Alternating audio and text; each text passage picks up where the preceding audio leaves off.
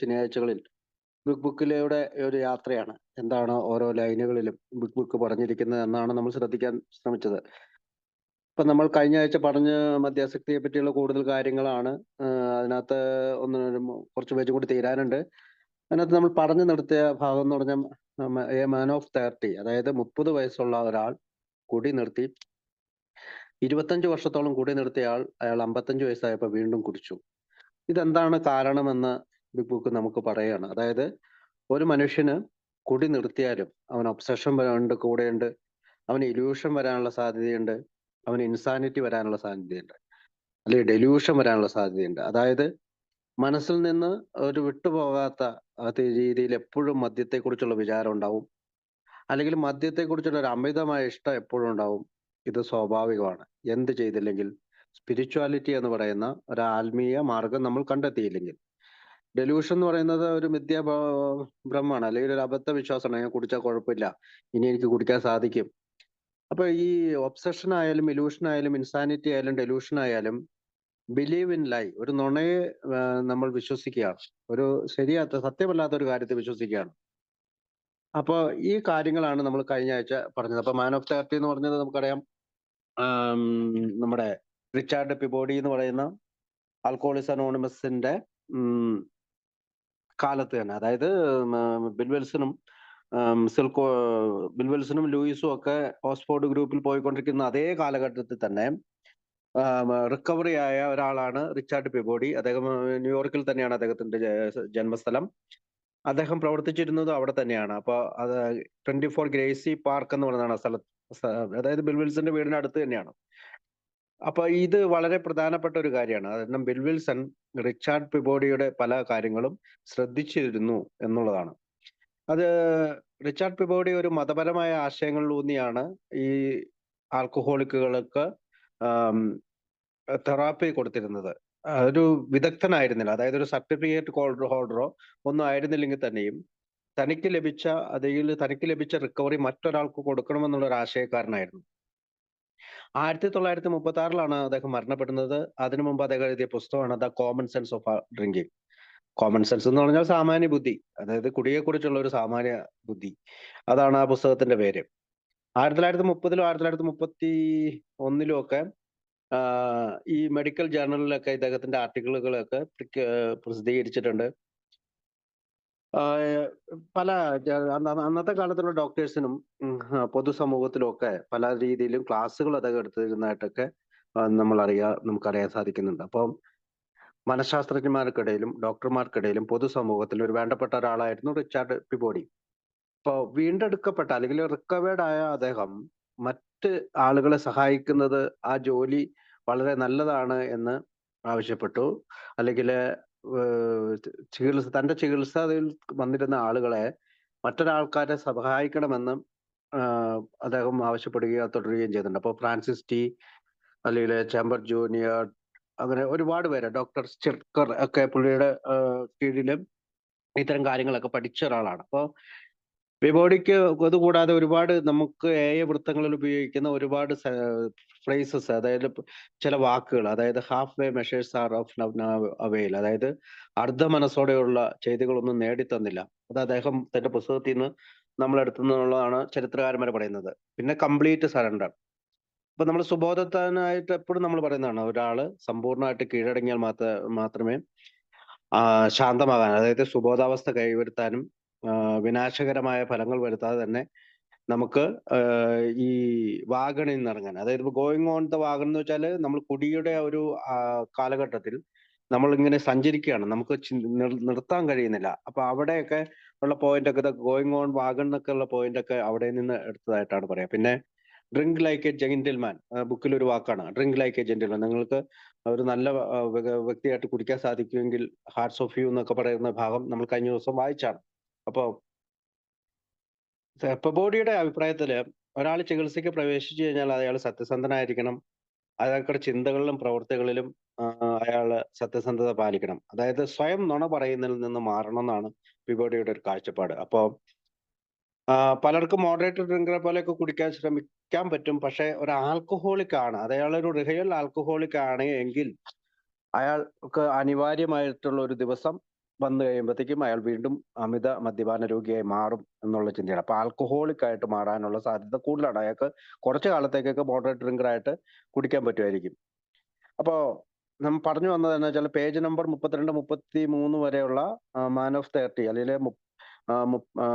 30 വയസ്സുള്ള ആളെ കുറിച്ച് പറയുന്ന ബോഡി പറയുന്നത് നമ്മളെ മനസ്സിലാക്കി തരാനാണ്. അതായത് എത്ര വർഷക്കാലം കുടിക്കാതിരുന്നാലും 25 വർഷക്കാലം കുടിക്കാതിരുന്നിട്ടാണ് കുടിച്ചത്. അപ്പൊ എത്ര വർഷക്കാലം കുടിക്കാതിരുന്നാലും ഫസ്റ്റ് ഡ്രിങ്ക് എന്ന് പറയുന്ന ആദ്യത്തെ കുടിയിൽ നിന്ന് മാറി നിൽക്കാൻ നമ്മൾ സ്പിരിച്വലി നമ്മൾ പ്രിപ്പയർഡ് അല്ലെങ്കിൽ സാധ്യതയുണ്ട് എന്നുള്ളൊരു കാര്യമാണ് അവിടെ പറയുന്നത്. അതിനുശേഷം അടുത്ത ഒരു ഉദാഹരണത്തില് ജിം ദ കാർ സെയിൽസ്മാൻ, അതായത് ജിമ്മിനെ കുറിച്ചാണ്. ജൂൺ 6, 1938 റാൽഫ് ഫർലോങ് എന്ന് പറയുന്ന ബിൽ വിൽസൺ തന്നെ കണ്ടുമുട്ടിയ ഒരു സോബർ ആൽക്കഹോളിക് ആണ്. അദ്ദേഹത്തിന്റെ സോബറേറ്റി പീരീഡ് ആണ് ഞാൻ പറഞ്ഞത്. ജൂൺ 6, 1938. അത് കൂടാതെ അദ്ദേഹത്തിന്റെ കഥ നമ്മുടെ ബുക്കിലുണ്ട്. അനദർ പ്രൊഡിഗൽ സൺ എന്നാണ് അത് ആ കഥയുടെ പേര്. ഇത് വ്യക്തമായി ഒരു ഡിസ്ക്രിപ്ഷനാണ്. അതൊരു ആൽക്കഹോളിക്കിനെ കുറിച്ചുള്ള പൂർണ്ണമായിട്ടുള്ള വിവരണമാണ് ജിമ്മിന്റെ കഥയിലൂടെ നമ്മളോട് അദ്ദേഹം പറയാൻ ശ്രമിക്കുന്നത്. പ്രത്യേകിച്ച് നമ്മളൊരു ചോദ്യം ചോദിക്കുന്നുണ്ട് ബുക്കിന്റെ ഒരു കുറച്ച് 2-3 പേജുകൾ മുമ്പ്. മദ്യാസക്തിയെ പറ്റിയുള്ള കൂടുതൽ കാര്യങ്ങളിൽ എന്തുകൊണ്ടാണ് അവർ ഇതിങ്ങനെ ചെയ്യുന്നത്, വൈ ഡസ് ഹി, അതായത് ഒരു കൂസലുമില്ലാതെ എന്തുകൊണ്ടാണ് അവൻ ബാറിലേക്ക് ഓടിക്കയറുന്നതെന്നൊക്കെ പറയുന്നതിനുള്ളൊരു ഉദാഹരണമാണ് ഈ ജിമ്മിന്റെ ഉദാഹരണം. അപ്പം ഈ ജിമ്മ് മെമ്പേഴ്സിനോട് ഒരു കഥ പറയുന്നതായിട്ടാണ് പറഞ്ഞത്. അതിനകത്ത് 34-ാമത്തെ പേജിന്റെ അവസാനത്തെ പാരഗ്രാഫില് ഞങ്ങൾ എങ്ങനെ ഉത്തരം കണ്ടെത്തി എന്ന് അയാളോട് വിവരിച്ചു എന്ന് പറയുന്നുണ്ട്. അപ്പൊ സ്റ്റെപ്പ് 1, സ്റ്റെപ്പ് 2 ചെയ്തു. അയാൾ ഞങ്ങളുടെ പരിപാടിയിൽ തുടക്കം കുറിച്ചു എന്ന് പറഞ്ഞാല് സ്റ്റെപ്പ് 1, സ്റ്റെപ്പ് 2, സ്റ്റെപ്പ് 3 ആ 3 സ്റ്റെപ്പ് വരെ കഴിഞ്ഞതിന് ശേഷം പറയുന്നത് അയാളുടെ കുടുംബം ഒന്നിച്ചുകൂടി കുടുംബം തിരിച്ചു വന്നു. അയാളുടെ സെയിൽസ് ഒക്കെ വർദ്ധിച്ചു. ജോലി തുടങ്ങാൻ തുടങ്ങി. കുറച്ചു കാലത്തേക്ക് സംഗതികളൊക്കെ ഓക്കെ ആയി. നമ്മുടെ സോബറായി കഴിയുമ്പോൾ കുറച്ചു കാലത്തേക്ക് ഇതൊക്കെ ഓക്കെ ആവും. പക്ഷെ ആത്മീയ ചിന്താഗതികൾ വിശാലമാക്കാൻ ഒരുമ്പെട്ടില്ല. നമ്മൾ പലപ്പോഴും ബില്ലിന്റെ കഥയിലും ഡോക്ടർ സിൽക്വർത്തും അതുകൂടാതെ ഒരു പരിഹാരമുണ്ട് എന്ന് പറയുന്ന പല ഭാഗങ്ങളിൽ പറയുന്നുണ്ട്. നമ്മുടെ ആത്മീയമായിട്ടുള്ള ജീവിതം വികസിപ്പിക്കണം, എങ്കിൽ മാത്രമേ നമുക്ക് കൂടി നിർത്താൻ സാധിക്കുകയുള്ളൂ എന്ന് പറഞ്ഞുകൊണ്ടാണ് നമ്മൾ ഇന്ന് തുടങ്ങുക. അപ്പൊ 35-ാമത്തെ പേജിന്റെ ആദ്യത്തെ പാരഗ്രാഫ് മുതൽ നമുക്ക് ഇന്ന് തുടങ്ങാം. റോമിൽ വായിക്കുവോ ആരെങ്കിലും? എന്നിട്ടും അയാൾ വീണ്ടും കുടിച്ചുന്മത്തനായി. അതെങ്ങനെ സംഭവിച്ചുവെന്ന് കൃത്യമായി വിവരിക്കാൻ അയാളോട് ഞങ്ങൾ പറഞ്ഞു. അയാൾ പറഞ്ഞ കഥ ഇതാണ്. ചൊവ്വാഴ്ച രാവിലെ ഞാൻ ജോലിക്ക് വന്നു.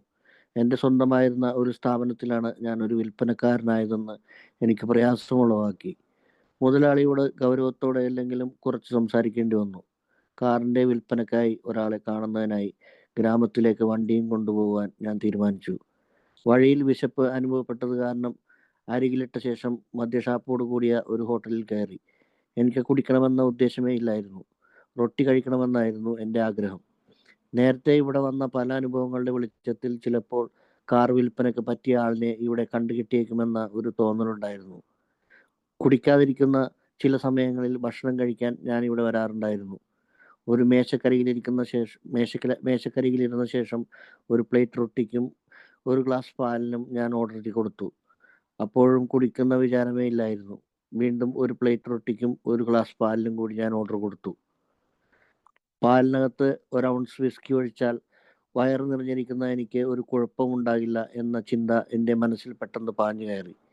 ഞാൻ വിസ്കിക്ക് ഓർഡർ കൊടുത്തത് അത് പാലിൽ ഒഴിച്ചു. എൻ്റെ പ്രവൃത്തി ബുദ്ധിപരമല്ലെന്ന് തോന്നിയെങ്കിലും നിറഞ്ഞ വയറ്റിലാണ് വിസ്കി കുടിക്കുന്നതെന്ന ചിന്ത എനിക്ക് ആശ്വാസം തന്നു. ഈ പരീക്ഷണം വിജയിച്ചതുകൊണ്ട് ഞാൻ വീണ്ടും വിസ്കിക്കും പാലിനും ഓർഡർ കൊടുത്തു. ശല്യമൊന്നും ഉണ്ടാകാത്തത് കാരണം വീണ്ടും മദ്യം കഴിച്ചു. ഓക്കെ. ഇപ്പൊ ജിമ്മ് ആൽക്കോളിക്സ് അനോണിമസിലെ, ഇപ്പൊ ആൽക്കോളിക്സ് അനോണിമസ് എന്ന് പറയാൻ പറ്റില്ല, പക്ഷെ ഗ്രൂപ്പ് ഓഫ് ഡ്രഗ്സ്, അതായത് ഇവരെ കാണാൻ ചെന്ന ആളുകളോട് അയാൾ ഞങ്ങളോട് പറഞ്ഞു. അയാൾ പറഞ്ഞ കഥ ഇതാണ്. ചൊവ്വാഴ്ച. അപ്പൊ എന്താണ് ചൊവ്വാഴ്ച എന്നാണ്? ചൊവ്വാഴ്ച രാവിലെ ഞാൻ ജോലിക്ക് വന്നതാണ്. അപ്പൊ തിങ്കളാഴ്ച എന്തോ സംഭവിച്ചിട്ടുണ്ട്. അപ്പൊ നമുക്കറിയാം ഈ ജിമ്മിന്റെ ആയിരുന്നു ഈ സ്ഥാപനം. അതല്ലെങ്കിൽ റാൽഫ് ഫർലോങ്ങിന്റെ ഉടമസ്ഥതയിലുണ്ടായിരുന്ന സ്ഥാപനം കുടി മൂലം നഷ്ടപ്പെടുകയും ആ, പിന്നീട് അദ്ദേഹം ഒരു സെയിൽസ്മാനായിട്ട് ആ കടയിൽ വീണ്ടും പ്രവേശിക്കേണ്ടി വന്നു, അല്ലെങ്കിൽ ആ മോട്ടോർ ഏജൻസി സ്ഥാപനത്തിൽ വീണ്ടും പ്രവേശിക്കേണ്ടി വന്നു. എന്റെ സ്വന്തമായിരുന്ന ഒരു സ്ഥാപനത്തിൽ ഒരു വിൽപ്പനക്കാരനായിട്ട്, ഒരു സെയിൽസ്മാനായിട്ട് അദ്ദേഹത്തിന് പ്രവേശിച്ചത് അദ്ദേഹത്തിന് പ്രയാസം ഉളവാക്കി. മുതലാളിയോട് ഗൗരവത്തോടെ അല്ലെങ്കിൽ കുറച്ച് സംസാരിക്കേണ്ടി വന്നു. ഒരു പക്ഷേ ഇയാൾ മൺഡേ ജോലിക്ക് പോയി കാണില്ല എന്നൊക്കെയാണ് ചരിത്രകാരന്മാർ പറയുന്നത്. ട്യൂസ്ഡേ എന്ന് പറയുന്ന ചൊവ്വാഴ്ചയിലാണ് അദ്ദേഹം കഥ തുടങ്ങുന്നതിനർത്ഥം മൺഡേ അദ്ദേഹം ജോലിക്ക് പോയിട്ടുണ്ടാകില്ല. ഒരു പക്ഷേ അദ്ദേഹത്തിന് ആ ജോലി ചെയ്യാനുള്ള പ്രയാസം ഉണ്ടായതുകൊണ്ടായിരിക്കാം. അപ്പം ഈ ചൊവ്വാഴ്ച രാവിലെ ജോലി തുടങ്ങാൻ പോകുന്നതിന് മുമ്പ് അദ്ദേഹത്തിന് ഒരു പക്ഷേ ഇറിറ്റേഷൻ ഉണ്ടായി കാണാം, ഒരു കോപം ഉണ്ടായി കാണാം, ഒരു ശുണ്ഠി പിടിപ്പിക്കുന്ന ഒരു അവസ്ഥ ഉണ്ടായി കഴിഞ്ഞു. കാരണം അദ്ദേഹം സ്വയം ഒരു ശോഭാവസ്ഥയിൽ എത്തിക്കാണും. കാരണം തന്റെ സ്വന്തമാണ് ആ സ്ഥാപനം, ആ സ്ഥാപനത്തിൽ സെയിൽസ്മാനായി പോവുക, ഞാൻ എൻ്റെ ജോലിക്കാരുടെ ഇടയിൽ ഞാൻ ഒരു സെയിൽസ്മാനായി മാറുക എന്നുള്ളത് ഒരു ആൽക്കഹോളിക് കൂടിയായ ഈ ഇപ്പൊ നമ്മൾ ജിം എന്ന് പേരിട്ട് വിളിക്കുന്ന റാൽഫിന് ഒരു പക്ഷേ വളരെയധികം പ്രയാസമുണ്ടാക്കിയിരിക്കാം. ഇവിടെ നമുക്ക് ഡോക്ടർ സിൽക്വർസിന്റെ ചില വാക്കുകൾ നമുക്ക് ഓർക്കാം. അതാണ് RID അല്ലെ, റെസ്റ്റ്ലെസ്, ഇറിറ്റബിൾ, ഡിസ്കണ്ടന്റ്. ഇറിറ്റബിൾ എന്ന് പറഞ്ഞാൽ, ഇറിറ്റേറ്റ് എന്ന് പറഞ്ഞാൽ മുൻകോപം വരിക, പെട്ടെന്ന് ശുണ്ഠി പിടിക്കുന്ന, പെട്ടെന്ന് ശോഭിക്കുന്ന ഒരു അവസ്ഥ തന്നെയാണ് നമ്മൾ ഇറിറ്റേറ്റഡ് എന്ന് പറയുന്നത്. റെസ്റ്റ്ലെസ് എന്ന് പറയുമ്പോഴത്തേക്കും വല്ലാതെ അസ്വസ്ഥനാകുന്ന ഒരവസ്ഥ, അല്ലെങ്കിൽ അശാന്തമായ ഒരു മനസ്സിനുടമയാവുക, ഇളകി മറിഞ്ഞ ഒരു മനസ്സിനുടമയാകുക, അതാണ് റെസ്റ്റ്ലെസ്. ഡിസ്കണ്ടന്റ് എന്ന് പറഞ്ഞാൽ അസന്തുഷ്ടനാണ്, അതൃപ്തനാണ്, അസംതൃപ്തിയാണ്, തന്റെ സ്ഥാപനത്തിൽ തന്നെ ജോലി ചെയ്യാൻ പോകുന്നതിനുള്ള ഒരു പ്രയാസമാണ്. അപ്പോൾ ഇവിടെ ഒരു മനുഷ്യന് മെന്റൽ ഒബ്സഷനിലേക്ക്, കുടിയിലേക്ക് നയിക്കുന്നതിനുള്ള ഈ RID ഫാക്ടർ നമ്മൾ ഒരിക്കലും മറക്കാതെ, ഈ RID ഫാക്ടർ നമ്മൾ ഒരിക്കലും മറക്കരുത്. ഒരു ആൽക്കഹോളിക്സ് അനോണിമസിന്റെ മെമ്പർ എന്ന രീതിയിൽ റെസ്റ്റ്ലെസ്, ഇറിറ്റബിൾ, ഡിസ്കണ്ടന്റ് എന്ന് പറയുന്ന ഈ വാക്ക് നമ്മൾ ഒരിക്കലും മറക്കരുത്. കാരണം ഈ 3 കാര്യങ്ങളാണ് പലപ്പോഴും നമ്മളെ മെന്റൽ ഒബ്സഷനിലേക്ക് നമ്മളെ നയിക്കുന്നത്. അപ്പം കാറിന്റെ മുതലാളിയോട് ഗൗരവത്തോടെ അല്ലെങ്കിൽ കുറച്ച് സംസാരിക്കേണ്ടി വന്നു. അപ്പൊ വിൽപ്പനക്കാരൻ എന്നത് എനിക്ക് പ്രയാസം ഉളവാക്കി എന്ന് പറയുന്നത് RID-യിൽ നമുക്ക് കണക്കാക്കാം. കാറിന്റെ വിൽപ്പനയ്ക്ക് ഒരാളെ കാണുന്നതിനെ ഗ്രാമത്തിലേക്ക് വണ്ടിയും കൊണ്ടുപോകാൻ ഞാൻ തീരുമാനിച്ചു. അപ്പം ഇന്നത്തെ കാലത്ത് നമ്മളിപ്പോ ഷോറൂമിലൊക്കെ പോയിട്ട് കാണുന്ന പോലെയല്ല. ഇൻഷുറൻസ് ആണേലും വണ്ടി ആണേലും വാങ്ങുന്ന ആളിന്റെ അടുത്ത് കൊണ്ടുപോയിട്ടാണ് കാണിക്കുകയും സംസാരിക്കുകയും ഒക്കെ ചെയ്യണം വിൽപ്പനയ്ക്ക്. വഴിയിൽ വിശപ്പ് അനുഭവപ്പെട്ടത് കാരണം വണ്ടി അരികിലിട്ട ശേഷം, റോഡരികിലിട്ട ശേഷം മദ്യഷാപ്പോട് കൂടിയ ഒരു ഹോട്ടലിൽ കയറി. അവിടെ നമ്മൾ ശ്രദ്ധിക്കണം, മദ്യഷാപ്പോട് കൂടിയ ഒരു ഹോട്ടലിലാണ് അവൻ കയറിയത്. മറ്റനേകം ഷാപ്പുകൾ ഉണ്ടായിരുന്നു, അല്ലെങ്കിൽ മറ്റനേകം റെസ്റ്റോറന്റുകൾ ഉണ്ടായിരുന്നെങ്കിലും മദ്യം വിളമ്പുന്ന ഒരു സ്ഥലത്താണ് അദ്ദേഹം എത്തിപ്പെടാനായിട്ട് സാധിച്ചത്. ഒരു പക്ഷേ ഇതിനു മുമ്പും ആ വഴിക്കൊക്കെ അവൻ പോയിട്ടുണ്ട്. ഒരുപക്ഷെ അതിനു മുമ്പ് അവിടെ നിന്ന് ഭക്ഷണം കഴിച്ചിട്ടുണ്ട്. അമ്മരൊന്നും കുടിച്ചിട്ടില്ല. ഇന്നും അവൻ കയറുന്നത് കുടിക്കുക എന്ന ലക്ഷ്യമാക്കിയല്ല, ഭക്ഷണം കഴിക്കുക എന്ന ലക്ഷ്യമാക്കി തന്നെയാണ്. അതിനു മുമ്പ് കഴിച്ചിട്ടില്ല, അതിനു മുമ്പ് ആ ഹോട്ടലിൽ തന്നെ കയറിയിട്ടുണ്ട്. പക്ഷെ ഇവിടെ നമ്മൾ ശ്രദ്ധിക്കേണ്ടത് കാരണം അവൻ റെസ്റ്റ്ലെസ്, ഇറിറ്റബിൾ, ഡിസ്കണ്ടന്റ് എന്ന് പറയുന്ന മെന്റൽ ഒബ്സഷനിൽ നിൽക്കുമ്പോഴാണ് വീണ്ടും അവിടെ തന്നെ പോകുന്നത്. അപ്പോൾ റൊട്ടി കഴിക്കണമെന്നായിരുന്നു എൻ്റെ ആഗ്രഹം. നേരത്തെ ഇവിടെ വന്ന പല അനുഭവങ്ങൾ വിളിച്ച് ചിലപ്പോൾ കാർ വിൽപ്പനയ്ക്ക് പറ്റിയ ആളിനെ ഇവിടെ കണ്ടുമുട്ടിയേക്കാവുന്ന ഒരു തോന്നലുണ്ടായിരുന്നു. കുടിക്കാതിരിക്കുന്ന ചില സമയങ്ങൾ ഭക്ഷണം കഴിക്കാൻ ഞാൻ ഇവിടെ വരാറുണ്ടായിരുന്നു. ഒരു മേശക്കലയിരുന്ന ശേഷം ഒരു പ്ലേറ്റ് റൊട്ടിക്ക് ഒരു ഗ്ലാസ് പാലിനും ഞാൻ ഓർഡർ കൊടുത്തു. അപ്പം പാലിനും റൊട്ടിക്കും തന്നെയാണ് ഓർഡർ കൊടുക്കുന്നത്. അപ്പോഴും കുടിക്കുന്ന വിചാരമേ ഉണ്ടായിരുന്നില്ല. വീണ്ടും ഒരു പ്ലേറ്റ് റൊട്ടിക്കും ഒരു ഗ്ലാസ് പാലിനും കൂടി ഞാൻ ഓർഡർ കൊടുത്തു.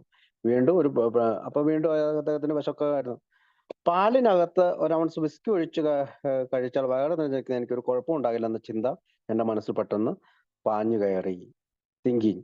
ഒരു ആൽക്കഹോളിക്ക് ചിന്തിക്കുന്നത് ഇപ്പോൾ കുഴപ്പമുണ്ടാകില്ല, ഒരെണ്ണം അടിച്ചാൽ കുഴപ്പമുണ്ടാവില്ല. അതാണ് ഈ ആദ്യത്തെ കുടിയിലേക്ക് നമ്മളെ നയിക്കുന്ന ആദ്യത്തെ ചിന്തയാണിത്. അതായത് നമ്മൾ പറഞ്ഞു, മെന്റൽ ഒബ്സഷൻ എന്താണ്? ഒരു നുണയെ വിശ്വസിക്കാൻ നമ്മൾ തയ്യാറാകുക, അല്ലെങ്കിൽ സത്യമല്ലാത്തൊരു കാര്യത്തെ വിശ്വസിക്കണം. കാരണം പാലിനകത്ത് വിസ്കി ഒഴിച്ച് കഴിച്ചാലും ആൽക്കഹോളിക്കിന് പ്രശ്നമാണെന്ന് അറിയാമെങ്കിൽ കൂടിയും അദ്ദേഹത്തിന് അത് പ്രശ്നമുണ്ടാകില്ലെന്ന ചിന്ത മനസ്സിൽ പാഞ്ഞു കയറി. അപ്പോൾ ഞാൻ വിസ്കിക്ക് ഓർഡർ കൊടുത്താൽ അത് പാലിൽ ഒഴിച്ചു, എന്റെ പ്രവൃത്തി ബുദ്ധിപരമല്ലെന്ന് തോന്നിയെങ്കിൽ നിറഞ്ഞ വയറ്റിലാണ് വിസ്കി കുടിക്കുന്ന ചിന്ത എനിക്ക് ആശ്വാസം തന്നു. എന്താണ് അവന് തോന്നിയത്? അതായത് നന്നായി വയറ് നിറഞ്ഞ ആം, ഒരു മനുഷ്യന് വീണ്ടും കൂടുതൽ കുടിച്ചാൽ തന്നെ അത് ശരീരത്തിൽ ഏക്കത്തില്ല, അല്ലെങ്കിൽ പൂസാകില്ല, അല്ലെങ്കിൽ ആൽക്കഹോളിസത്തിന്റെ ക്രേവിങ് ഉണ്ടാകില്ല എന്നുള്ളതാണ് ഇവിടെ പറയുന്നത്. അപ്പൊ എന്താണ് ശരിക്കും സംഭവിച്ചത്? ജിമ്മ് ഒരു സ്പിരിച്വൽ ലൈഫ് മുന്നോട്ട് കൊണ്ടുപോയിരുന്നില്ല, അല്ലെങ്കിൽ അവന്റെ ആത്മീയ ജീവിതം ഉയർന്ന രീതിയിലായിരുന്നില്ല, അല്ലെങ്കിൽ അതിന് വലിപ്പം കൊടുത്തിരുന്നില്ല. അവന്റെ സെയിൽസ്മാൻ ആയ കാര്യത്തില് അവന് നല്ല ദേഷ്യവും ഉണ്ടായിരുന്നു. അവന്റെ സ്വന്തമായിരുന്ന ഓട്ടോമൊബൈൽ ഏജൻസിയിലെ നഷ്ടം കൊണ്ടാണ് അവന് ഇപ്പോഴത്തെ ബോസിനോട് അവന് ദേഷ്യം ഉണ്ടായത്. കാരണം ഞാൻ അവിടെ ഒരു സെയിൽസ്മാൻ ആയിട്ട് പോകുന്നതുകൊണ്ട്. ഇത് മദ്യാസക്തിനെ സംബന്ധിച്ചിടത്തോളം ഒരു അപകടകരമായ അവസ്ഥയാണ്. ഇവിടെ ജിം എന്താണ് ചെയ്തത്?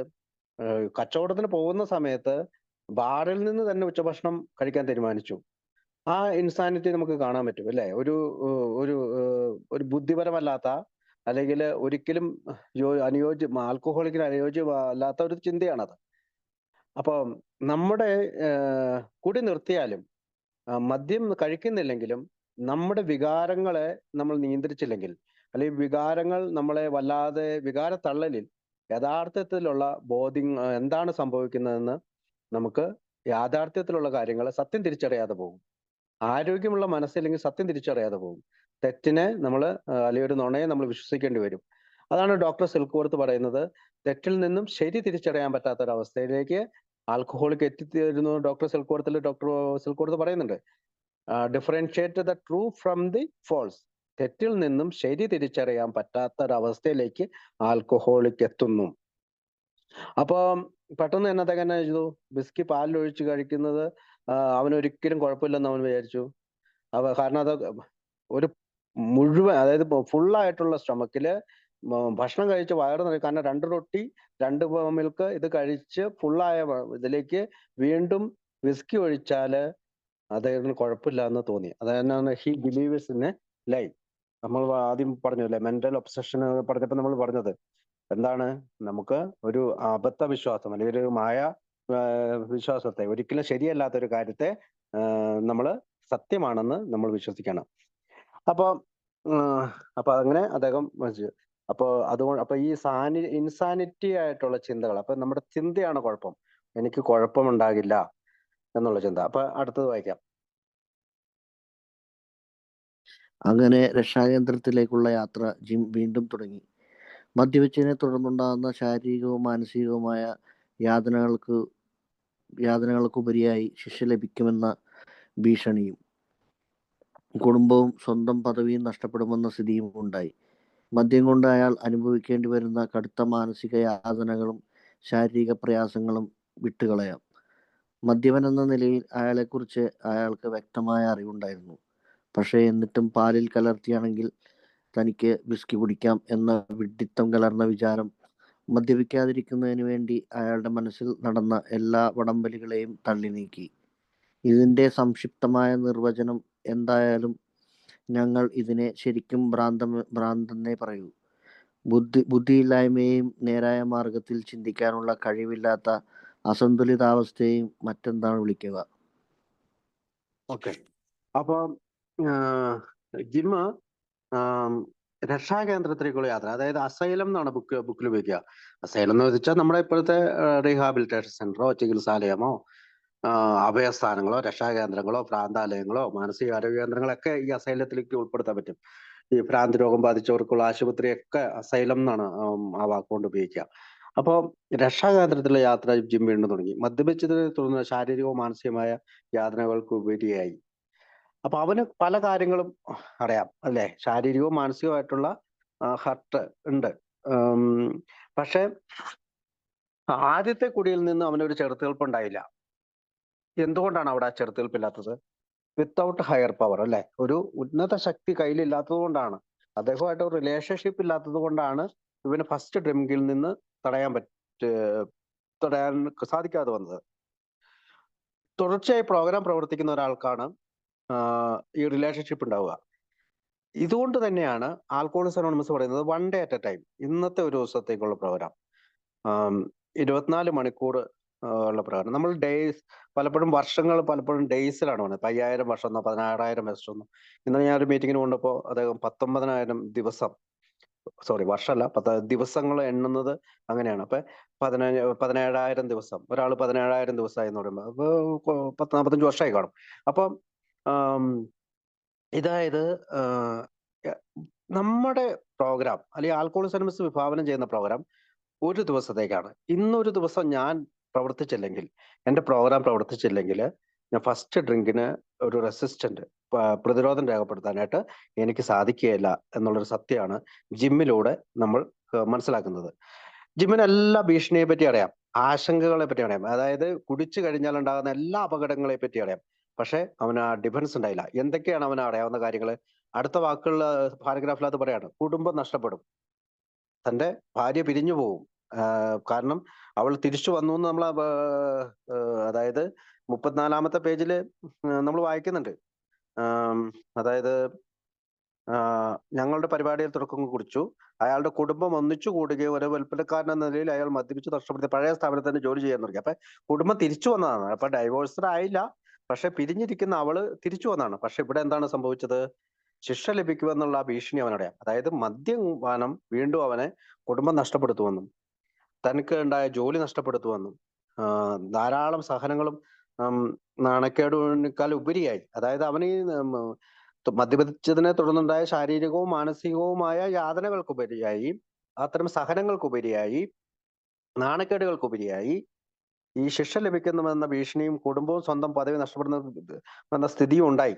അപ്പൊ ഒരു പക്ഷേ പിരിഞ്ഞു പോയിണ്ടാവും. മദ്യം കൊണ്ട് അയാൾ അനുഭവിക്കേണ്ടി വരുന്ന കടുത്ത മാനസിക യാതന ശാരീരിക പ്രയാസങ്ങളും വിട്ടുകളയാന്നാണ് പറയുന്നത്. അതായത് അയാൾ അനുഭവിക്കുന്ന ആ സഹനവും ഇതൊക്കെ വിട്ടുകളഞ്ഞാൽ പോലും ഈ ശിക്ഷ ലഭിക്കുക എന്നുള്ള ഇതും അവനുണ്ടായി. മദ്യപൻ എന്ന നിലയിൽ അയാൾക്ക് അയാൾക്ക് വ്യക്തമായ അറിവുണ്ടായിരുന്നു.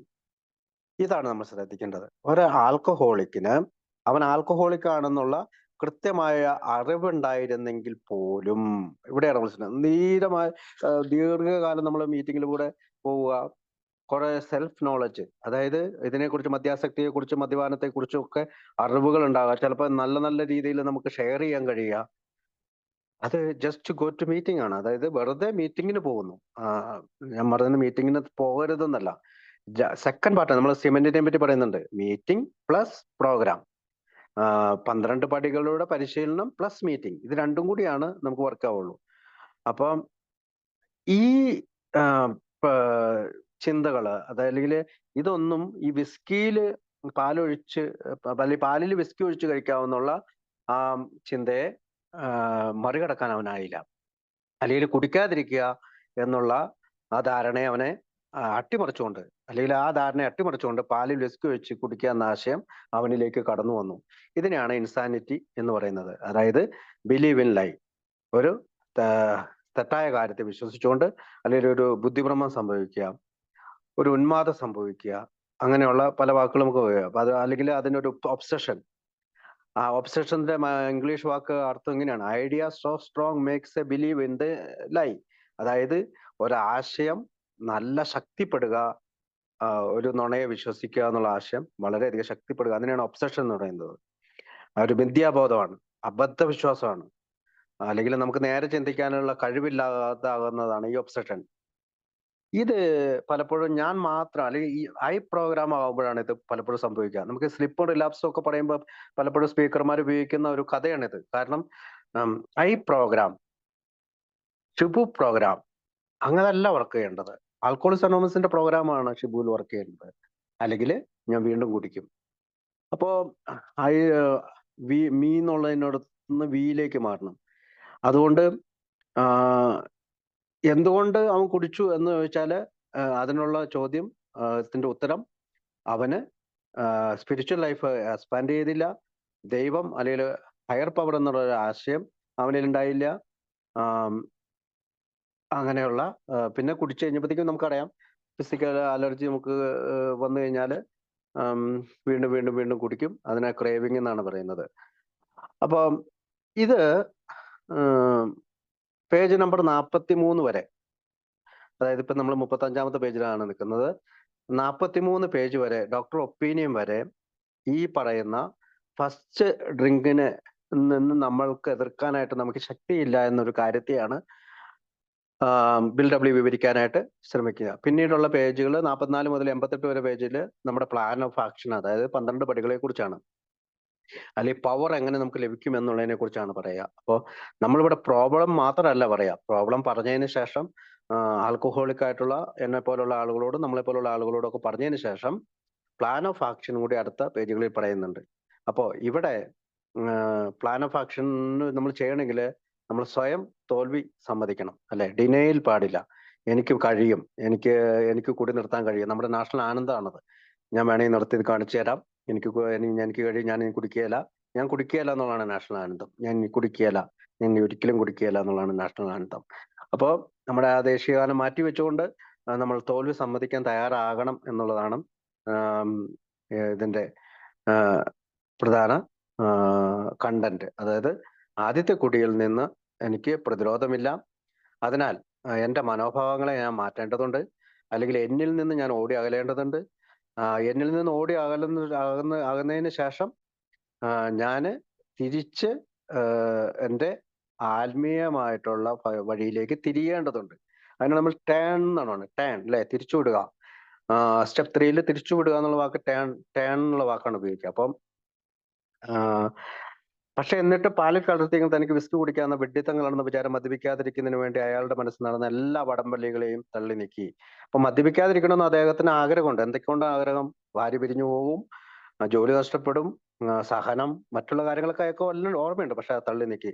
ഇതിന്റെ സംക്ഷിപ്തമായ നിർവചനം എന്തായാലും ഞങ്ങൾ ഇതിനെ ശരിക്കും ഭ്രാന്ത് എന്നേ പറയുന്നുള്ളൂ. അപ്പൊ അതിനെയാണ് ഇൻസാനിറ്റി, ഭ്രാന്ത് എന്നാണ് അവിടെ ഉപയോഗിക്കുക. അപ്പൊ ബുദ്ധിയില്ലായ്മയെ നേരെ മറച്ച് ചിന്തിക്കാനുള്ള കഴിവില്ലാത്ത അസ്വസ്ഥതയെ മറ്റെന്താണ് വിളിക്കുക എന്നാണ് പറയാ. അപ്പൊ അടുത്തത് വായിക്കാവോ? ഇതൊരു അതിര് കടന്ന സംഗതിയാണെന്ന് നിങ്ങൾ വിചാരിച്ചേക്കാം. ഞങ്ങൾക്കാണെങ്കിൽ ഇതത്ര അസംഭവമായ കാര്യമൊന്നുമല്ല. കാരണം ഈ മട്ടിലുള്ള ചിന്താഗതി ഞങ്ങളിൽ ഓരോരുത്തരുടെയും സഹജ സ്വഭാവമായിരുന്നിട്ടുണ്ട്. മദ്യം കുടിച്ചതിന് ശേഷമുള്ള അനന്തരഫലങ്ങളുടെ കാര്യത്തിൽ ചിലപ്പോഴൊക്കെ ഞങ്ങളിൽ ഇതൊക്കെ തന്നെ പ്രതിഫലിച്ചിട്ടുണ്ട്, നിമ്മിലുള്ളതിനേക്കാൾ കൂടുതലായി. എന്നാൽ ഞങ്ങളുടെ എന്തിനേയും നീതീകരിക്കൽ എന്ന സ്വഭാവത്തിന് അനുയോജ്യമായ രസകരമായ ഒരു മാനസിക പ്രവണത കൂടി എപ്പോഴും ഉണ്ടായിരുന്നു. ആദ്യത്തെ കുടി കുടിക്കണമെന്നതിന് അനിവാര്യമായതും എന്തെങ്കിലും ഭ്രാന്തിന് തുല്യമായ നിസ്സാര ഒഴിവ് പറയുക എന്നത് ഞങ്ങളുടെ ശക്തമായ ന്യായീകരണ സ്വഭാവം ഞങ്ങളെ മദ്യം കഴിക്കുന്നതിൽ നിന്ന് തടഞ്ഞു നിർത്തുന്നതിൽ പരാജയപ്പെട്ടു. കുടിക്കുക എന്ന ഭ്രാന്തൻ ആശയം മാത്രം എപ്പോഴും ജയിച്ചു. പിറ്റേ ദിവസം ഇതങ്ങനെ സംഭവിച്ചിട്ടുണ്ടാവും എന്ന് എല്ലാ നേരായ്മയോടും ആത്മാർത്ഥതയോടും കൂടി ഞങ്ങളോട് തന്നെ ചോദിക്കും. ഓക്കെ, അപ്പോൾ പേജ് 14 പറയുന്നുണ്ട്, ഒരു അമിത മദ്യാസക്തൻ മറ്റുള്ളവർക്ക് വേണ്ടിയുള്ള സ്വയം ത്യാഗത്തിലൂടെയും പ്രവർത്തനങ്ങളിലൂടെയും തന്റെ ആത്മീയ ജീവിതം വിപുലമാക്കാനും ശരിപ്പെടുത്താനും പരാജയപ്പെട്ടാൽ തന്റെ മുൻപിലുള്ള പരീക്ഷണങ്ങളെയും അപകടങ്ങളെയും അതിജീവിക്കാൻ അയാൾക്ക് കഴിയില്ല. അയാൾ പ്രവർത്തിക്കാൻ ഒരുങ്ങിയില്ലെങ്കിൽ നിശ്ചയമായും കുടിക്കും. അയാൾ കുടിച്ചാൽ നിശ്ചയമായും മരണത്തിലെത്തും. പേജ് നമ്പർ 14 നമ്മൾ വായിച്ചിട്ടുണ്ട്, അല്ലെങ്കിൽ നമ്മൾ ചർച്ച ചെയ്ത് പോയതാണ്. അതായത് ആത്മീയമായിട്ടുള്ള നമ്മുടെ ഈ ജീവിതം വിപുലപ്പെടുത്തിയില്ലെങ്കിൽ മുമ്പിൽ വരുന്ന പരാജയപ്പെടുന്ന ഇതുപോലുള്ള പരീക്ഷണങ്ങളൊന്നും അതിജീവിക്കാൻ കഴിയില്ല എന്നാണ് പറയാ. അപ്പൊ അടുത്തത് എന്നതാണ് പേജ് നമ്പർ 24 ഇന്നും അവ്യക്തമായ കാരണങ്ങളാൽ ഒരു മദ്യപാനാസക്തന് മദ്യത്തിന്റെ കാര്യത്തിൽ കുടിക്കുക എന്നതൊഴിച്ച് മറ്റൊന്നും ചെയ്യാനാവില്ല. ഇച്ഛാശക്തി എന്ന് പറഞ്ഞത് ഇല്ലാതാകുന്നു. ഒരാഴ്ചയോ ഒരു മാസത്തിലധികമോ ഉണ്ടായ അപമാനത്തിന്റെയും കഷ്ടതയുടെ ഓർമ്മ ഞങ്ങളുടെ ബോധ മനസ്സിലേക്ക് അർഹിക്കുന്ന ഗൗരവത്തോടെ കൊണ്ടുവരാൻ ഞങ്ങൾ പലപ്പോഴും അശക്തരാണ്. ആദ്യത്തെ കുടിയുടെ നിന്നുള്ള ചെറുത്ത് നിൽക്കാൻ ഞങ്ങൾക്ക് കെൽപ്പില്ല. അപ്പോൾ ഈ ഇത്തരം കാര്യങ്ങൾ പറഞ്ഞതിന് ശേഷം ഒരു ഉദാഹരണത്തിലേക്ക് നമ്മൾ നയിക്കുകയാണ്. അപ്പോൾ അതായത് ആദ്യത്തെ കുടി നമ്മൾ തിരികൊളുത്തുമ്പോൾ ആദ്യത്തെ കുടി രണ്ടാമത്തെ കുടിയിലേക്ക് പോവും. അപ്പോൾ നമ്മൾ ഈ കാണിച്ച അർത്ഥശൂന്യമായിട്ടുള്ള കാര്യങ്ങൾ അത് ശാരീരികം എന്നതിലൂടെ മാനസികമായിട്ടുമാണ്. അതായത് ക്രേവിംഗിലേക്ക്, മെന്റൽ ഒബ്സഷനിലൂടെയാണ് നമുക്ക് ശാരീരിക അവസ്ഥയിലേക്ക് നമ്മൾ എത്തുന്നത്, അല്ലെ? ഒരാൾ കുടിക്കാൻ തുടങ്ങുന്നത് മാനസിക അവസ്ഥയിലാണ്, അയാൾ ചിന്തിക്കുമ്പോഴാണ്. അതിനുശേഷമാണ് നമ്മൾ ശരീരത്തിന്റെ അവസ്ഥയിലേക്ക് എത്തുന്നത്, ബോഡിയുടെ അലർജിയിലേക്ക് എത്തുന്നത്. കുടിക്കാതിരിക്കുന്നത് വരെ അദ്ദേഹത്തിന് പ്രശ്നമില്ല. മെന്റൽ ഒബ്സഷൻ എല്ലാവർക്കും വരാം. പക്ഷെ കുടിച്ചു കഴിഞ്ഞാല് അദ്ദേഹം ആ സ്പ്രീ എന്ന് പറയുന്ന ആ ഒരു വലിയ വലയത്തിലേക്ക് പെട്ടുപോകും. അപ്പൊ മെന്റൽ ഒബ്സഷനൊക്കെ പലപ്പോഴും നിസ്സാരമായിട്ട് ഒഴിവൊഴിവുകളാണ്. ഇപ്പൊ പാലില് ബ്രാൻഡി ഒഴിച്ച് കഴിക്കാം, അല്ലെങ്കിൽ വിസ്കി ഒഴിച്ച് കഴിക്കാം എന്നുള്ള ആ നിസ്സാരമായ ഒരു ഒഴിവുകൾ വന്നതാണ് അദ്ദേഹത്തിന്റെ പ്രശ്നമായിട്ട് മാറിയത്. അപ്പോ ഈ ആങ്കർ, കോപം, രോഷം, അല്ലെങ്കിൽ വറി, ആകുലത, അങ്ങനത്തെ ഉള്ള കാര്യങ്ങളൊക്കെ വരുമ്പോൾ നമ്മൾ ഇത്തരം കാര്യങ്ങളിലേക്കൊക്കെ പോകാറുണ്ടെന്ന് അടുത്ത പാരഗ്രാഫിൽ നമ്മൾ വായിക്കുന്നുണ്ട്. അപ്പോൾ ഇവിടെ വായിക്കുന്നത് ഇത് അതിര് കടന്നത് നിങ്ങൾ വിചാരിക്കാം, ഞങ്ങൾക്കാണ് ഇത് അത്ര അസംഭവമായ കാര്യങ്ങളൊന്നല്ല. അപ്പൊ ഉദാഹരണങ്ങൾ പറഞ്ഞുകൊണ്ടാണ് ഇത് നമ്മൾ പറയുന്നത്. മദ്യം കുടിച്ചതിന് ശേഷം അനന്തരഫലങ്ങളുടെ കാര്യത്തിൽ ചിലപ്പോഴൊക്കെ ഞങ്ങളിൽ ഇതൊക്കെ തന്നെ ഫലിപ്പിച്ചിട്ടുണ്ട്. ജിമ്മിലുള്ളതിനേക്കാൾ കൂടുതലായി തന്നെ നമുക്ക് പലപ്പോഴും പല കാര്യങ്ങളും സംഭവിച്ചിട്ടുണ്ട്. മദ്യം കഴിച്ചതിന് ശേഷം ഉണ്ടായ പോലീസ് കേസ് ഉണ്ടായിട്ടുണ്ട്, ഭാര്യ പിരിഞ്ഞു പോയിട്ടുണ്ട്, ഭാര്യ വഴക്കിട്ട് പോയിട്ടുണ്ട്, മക്കള് മിണ്ടാതിരുന്നിട്ടുണ്ട്. അങ്ങനെ നമുക്ക് വേണമെങ്കിൽ പട്ടിക എന്തോരം വേണമെങ്കിലും നീട്ടാം. അപ്പോ എന്നാൽ ഞങ്ങളുടെ എന്തിനേയും നീതിയിരിക്കുക എന്ന സ്വഭാവത്തിനനുസരിച്ച് രസകരമായ മാനസിക പ്രവണത കൂടി ഇതിപ്പോഴും ഉണ്ടായിരുന്നു. ആദ്യത്തെ കുടി കുടിക്കുന്നതിന് അനിവാര്യമായും എന്തെങ്കിലും ഭ്രാന്തിന് തുല്യമായ നിസ്സാര ഒഴിവെ പറയുന്നത് ഞങ്ങളുടെ ശക്തമായ ന്യായീകരണ സ്വഭാവം ഞങ്ങളെ മദ്യം കഴിക്കുന്നതിൽ തടഞ്ഞു നിർത്താൻ പറഞ്ഞില്ല. അപ്പൊ എക്സ്ക്യൂസസ്, എന്ത് ആദ്യത്തെ കുടിക്ക് വേണ്ടിയിട്ട് എന്ത് എക്സ്ക്യൂസസ് നമ്മൾ പറയും. അപ്പം കോൺസിക്വൻസസ് നമുക്ക് വിഷയമല്ല, അനന്തരഫലങ്ങൾ നമുക്ക് വിഷയമല്ല. അത് ചിലപ്പോൾ ഉഗ്രഭീതി ഉള്ളതായിരിക്കും, ഉഗ്രനായിരിക്കും, അതൊന്നും നമുക്ക് വിഷയമല്ല. പക്ഷെ കുടിയെ തുടർന്ന് വരുന്ന സംഭവത്തെക്കാളും കുടിയിലേക്ക് നയിക്കുക എന്നുള്ള മെന്റൽ ഒബ്സഷനിലേക്കാണ് നമ്മൾ പോവുക. അപ്പൊ അടുത്ത് വായിക്കാവോ? നമ്മുടെ പെരുമാറ്റങ്ങൾ അത്രയ്ക്ക് ഹീനവും എന്തെങ്കിലും ഒരു പ്രത്യേക കാര്യത്തിൽ ഹരം ബാധിച്ചവന്റെ പോലെ ദുർഗ്രാഹ്യവുമാണ്. ഉദാഹരണത്തിന് വാഹന നിബിഡമായ ഒരു തിരക്കിട്ട റോഡിലൂടെ കണ്ണും പൂട്ടി തന്നിഷ്ടത്തോടെ റോഡ് കുറുകെ കടക്കുന്നത് നിത്യതൊഴിലാക്കിയ ഒരാളുടെ കാര്യം നോക്കൂ. അനന്തരമായി ചീറിപ്പായുന്ന വാഹനങ്ങളുടെ മുന്നിലേക്ക് എടുത്തു ചാടുന്നത് അയാൾ ഒരു രസമാക്കിയിരിക്കുന്നു. സ്നേഹസമ്പൂർണമായ മുന്നറിയിപ്പുകളെല്ലാം തൃണവൽക്കരിച്ചുകൊണ്ട് കുറെ നാൾ അയാൾ ഈ പണി ആസ്വദിക്കുന്നു. ഈ ഘട്ടം വരെ അയാൾ ഒരു തമാശക്കാരനാണെന്ന് എന്ന മട്ടിൽ നിങ്ങളും അയാളെ മുദ്രകുത്തുന്നു. ഭാഗ്യം അയാളെ വിട്ടൊഴിയുകയും തുടരെ അയാൾക്ക് പരിക്കേൽക്കുകയും ചെയ്യുന്നു. സാമാന്യ ബുദ്ധിയുണ്ടെങ്കിൽ അയാൾ ഈ പണി നിർത്തുമെന്ന് നിങ്ങൾ വിശ്വസിക്കുന്നു. വീണ്ടും അയാൾ ഒരു അപകടത്തിൽപ്പെടുകയും അയാളുടെ തലയൊട്ടിക്ക് പരിക്കേൽക്കുകയും ചെയ്യുന്നു. അതിൻ്റെ ചികിത്സ കഴിഞ്ഞ് ആശുപത്രിയിൽ നിന്ന് പുറത്തിറങ്ങിയ പാടെ വളരെ സ്പീഡിൽ വന്ന ഒരു വാഹനം തട്ടി അയാളുടെ കൈകൾ ഒടിയുന്നു. ചീറിപ്പായുന്ന വാഹനങ്ങൾക്കിടയിലൂടെ തൻ്റെ ഭ്രാന്തമായ കുറുകെച്ചാടൽ താൻ എന്നേക്കുമായി അവസാനിപ്പിച്ചിരിക്കുകയാണെന്ന് അയാൾ സത്യം ചെയ്യുന്നു. എന്നാൽ ഏതാനും ദിവസങ്ങൾക്കകം അയാളുടെ കാലുകൾ ഒടിഞ്ഞ് ആശുപത്രിയിലെത്തുന്നു. ഓക്കെ. അപ്പം മറ്റു ചില അവസരങ്ങൾ ശരീരത്തിന് പിരിമുറുക്കം കൊണ്ടോ ദേഷ്യം കൊണ്ടോ, അതായത് നെർവസ്നെസ് എന്നാണ് പിരിമുറുക്കം എന്ന് പറയുന്നത് അല്ലേ, ഭയങ്കര മനസ്സിനൊരു സങ്കോചം ഉണ്ടാകുക, പരിഭ്രമം ഉണ്ടാകുക, അന്നേരം നമ്മൾ കുടിക്കും. പിന്നെ എന്നതാ, ദേഷ്യം കൊണ്ട് ആങ്കർ വരുമ്പോൾ, കോപിക്കുക, രോഷം വരുമ്പോൾ കുടിക്കും. അടുത്തത് എന്നതാ, വ്യസനം കൊണ്ട്, വറി എന്ന് വെച്ചാല് ഒരു ആദി വരുന്നു, ഒരു ആകുലത വരുന്നു, എന്തെങ്കിലും ഒരു കാര്യം കേൾക്കുമ്പോൾ വേവലാതി വരുന്നു, എന്തെങ്കിലും ഒന്ന് സംഭവിക്കുമ്പോൾ ഭയങ്കരമായിട്ട് മനസ്സിന് ക്ലേശം സംഭവിക്കുന്നു. പിന്നെ അടുത്തത് ഒരു വാക്കും കൂടി ഉണ്ട്, ദേഷ്യം കൊണ്ട്, വ്യസനം കൊണ്ടോ, അതുപോലെ മറ്റു കാരണങ്ങൾ കൊണ്ടോ. അപ്പൊ ഇതിനകത്ത് ഡിപ്രഷനും കൂടി പറയുന്നുണ്ട്. ഡിപ്രഷൻ എന്നാണ് ഇംഗ്ലീഷ് ബുക്കിൽ പറയുന്നത്. വിഷാദം അല്ലെങ്കിൽ മനസ്സിന്റെ തളർച്ച, അല്ലെങ്കിൽ വേവലാതി, വിഷാദം, മനസ്സിന്റെ തളർച്ച, ഇതാണ്. പിന്നെ ജലസിയും കൂടി പറയുന്നുണ്ട്. നമ്മുടെ ഇതിനകത്ത് മലയാളം ബുക്കിൽ ജലസി വന്നിട്ടില്ല. ഓക്കെ, അസൂയ, കുശുമ്പ്, അതാണ് ജലസിയുടെ അർത്ഥം. അപ്പൊ ഇത്തരം കാര്യങ്ങളൊക്കെ വരുമ്പോൾ നമ്മൾ കുടിക്കാറുണ്ട്. അപ്പൊ പക്ഷെ അങ്ങനെയുള്ള കുടിയുടെ തുറക്കരുത് കാര്യപ്പെടും പിന്നീട് ഉണ്ടായ സംഭവവാസങ്ങളുടെ വെളിച്ചത്തിൽ കുടിക്കുവാൻ വേണ്ടി എന്തെങ്കിലും ഒഴിവുകൾ പറയുക എന്നത് തനി വട്ടന്മാരുടെ സ്വഭാവമാണെന്ന് ഞങ്ങൾ സംബന്ധിച്ച നിർബന്ധത്തിലാണ്. അതായത് നമുക്ക് പിന്നീടുണ്ടായ പല പ്രശ്നങ്ങളും, അതായത് ഇത്തരം നെർവസ്നെസ് വരുമ്പോഴോ, കോപം വരുമ്പോഴോ, ആദി വരുമ്പോഴോ, വ്യാധി വരുമ്പോഴോ ഒക്കെ, അല്ലെങ്കിൽ അസൂയ വരുമ്പോഴോ, കുശുമ്പ് വരുമ്പോഴോ ഒക്കെ നമ്മൾ വീണ്ടും കുടിക്കുമ്പോൾ പിന്നീട് അനന്തര ഫലങ്ങൾ വളരെ കട്ടി കൂടിയതാണ്.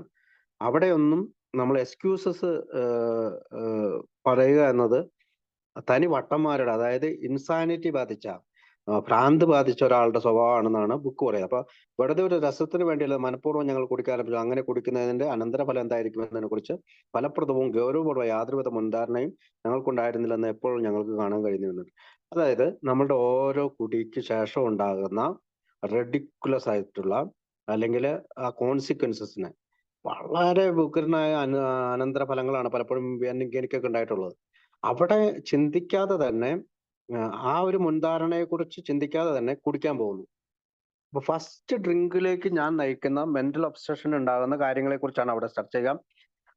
അപ്പൊ അത് വ്യക്തമാണ്, നമുക്ക് എല്ലാവർക്കും അറിയാവുന്നതാണ്. ട്രിവിയൽ എക്സ്ക്യൂസസ് എന്നാണ് പറയുന്നത്. അതായത് നിസ്സാരമായ ഒഴിവ് കഴിവുകൾ എന്നാണ് ബിഗ് ബുക്കിന്റെ മലയാളത്തില് പറയാം. ട്രിവിയൽ എക്സ്ക്യൂസസ് എന്തും നമുക്ക് പറയാം. എനിക്ക് അങ്ങനെ ഉണ്ടായി, എനിക്ക് കോപം വന്നു, എനിക്ക് ദേഷ്യം വന്നു, എനിക്ക് ആകുലത വന്നു, എനിക്ക് വ്യാകുലത വന്നു, എനിക്ക് അങ്ങനെ ഉണ്ടായി, ഇങ്ങനെ എന്നൊക്കെ നമുക്ക് ഒരുപാട് ന്യായീകരണങ്ങൾ പറയാൻ കഴിയും. അപ്പോൾ ഈ ന്യായീകരണങ്ങളൊന്നും അമിത മദ്യാസക്തിനെ സംബന്ധിച്ചിടത്തോളം അനന്തര ഫലങ്ങൾ സെയിം തന്നെയായിരിക്കും എന്നാണ് പറയാം. അപ്പൊ നമ്മുടെ പെരുമാറ്റങ്ങൾക്ക് അത്രയ്ക്കും ഹീനവും എന്തെങ്കിലും ഒരു പ്രത്യേക കാര്യത്തിൽ ഹരം ബാധിച്ചവന്റെ ദുർഭാഗ്യമാണ്. ഉദാഹരണത്തിന് അപ്പൊ അടുത്തത് പറയുന്നത് ഈ ഇങ്ങനെ കരുതി കൂട്ടിയോ അല്ലെങ്കിൽ ആലോചിച്ചുറച്ചോ മനഃപൂർവ്വം അല്ലാതെയോ അല്ലെങ്കിൽ പിന്നീട് വരുന്ന ഈ ഗുണദോഷങ്ങളൊന്നും ചിന്തിക്കാതെയൊക്കെ നമ്മൾ പലപ്പോഴും വീണ്ടും കുടിക്കുന്നതിനെ പറ്റി പേജ് നമ്പർ 36 അവസാനത്തെ പാരഗ്രാഫിൽ പറയുന്ന ഉദാഹരണത്തിന്റെ പേര് ജെ വാക്കർ എന്നാണ്. ജെ വാക്കർ എന്ന് പറഞ്ഞാൽ ഇംഗ്ലീഷിൽ ജെ വാക്കർ എന്നാണ് പറയുന്നത്. അതായത് അതിന് അർത്ഥം വാഹന തിരക്കുള്ള വഴിയിൽ അന്തമില്ലാതെ നടക്കുന്നയാൾ, അല്ലെങ്കിൽ ഗതാഗത നിയമങ്ങൾ പാലിക്കാതെ തോന്നുന്നത് പോലെ നിരത്ത് മുറിച്ച് കിടക്കുന്ന ആളുടെ പേരാണ് ജെ വാക്കർ. ജെ വാക്കർ എന്ന് പറഞ്ഞാൽ ഒരു കോമൺ വാക്കാണ്. ജെ വാക്കർ എന്നാണ് അതിനെ പറയാ. അപ്പൊ നമുക്ക് നിയമങ്ങളൊന്നും പാലിക്കാതെ ക്രോസ് വഹിക്കുക. അപ്പം വീണ്ടും വീണ്ടും കുടിക്കുന്ന ഒരാളെ പറ്റി ഈ ഉദാഹരണമാണ് ബിഗ് ബുക്ക് പറയാ. അതായത് വാഹനതീവ്രമായ ഒരു തിരക്കട്ട റോഡിലൂടെ കണ്ണും പൂട്ടി തന്നിഷ്ടത്തോടെ റോഡ് കുറുകെ നടക്കുന്ന നിത്യതൊഴിലാക്കിയ ഒരാളുടെ കാര്യം ആലോചിച്ച് നോക്കും. ഇപ്പൊ നിത്യതൊഴിലാണത്. എപ്പോ വേണേലും അയാള് റോഡ് മുറിച്ചു കിടക്കും. അനന്തമായി ചീറിപ്പായുന്ന മുന്നിലേക്ക് എടുത്തു ചേർന്ന അയാളൊരു രസമായിരിക്കുന്നു. അയാൾക്കൊരു രസമാണത്. അപ്പോ ഇയാള് ഈ പണി ഇങ്ങനെ ആസ്വദിക്കുന്നു. ഈ ഒരു ഈ ഘട്ടം, അതായത് നമ്മൾ മദ്യാസക്തി കുറെ കാലം നമ്മൾ ആസ്വദിച്ചു അല്ലെ. കുറെ നാൾ അയാൾ ഈ പണി ആസ്വദിക്കുന്നത് പോലെ തന്നെ ഈ റോഡ് നമ്മൾ ഈ മദ്യം കുടിച്ചുകൊണ്ടേയിരുന്നു.